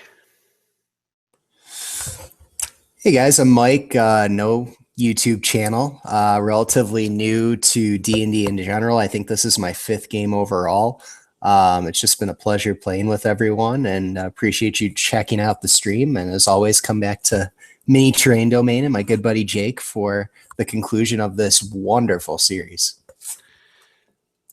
One of these days I'll get you to get a stream, because Mike is a fantastic DM in his own right. He's hacking Curse of Strahd and putting in elements of it and clowns, and just it's awesome. We're actually playing our 3rd part of that next week. So Mike needs to get himself a YouTube channel and run games online. And last but certainly not least, Taylor. I'm Taylor. Thanks for watching. I play RPGs. It's fun. And I have been Jake from Mini Terrain Domain. Thank you for watching. As always, be sure to tune in for more live plays, crafting tutorials, reviews, and that sort of thing, where our motto is imagine, build, play. Mitadad.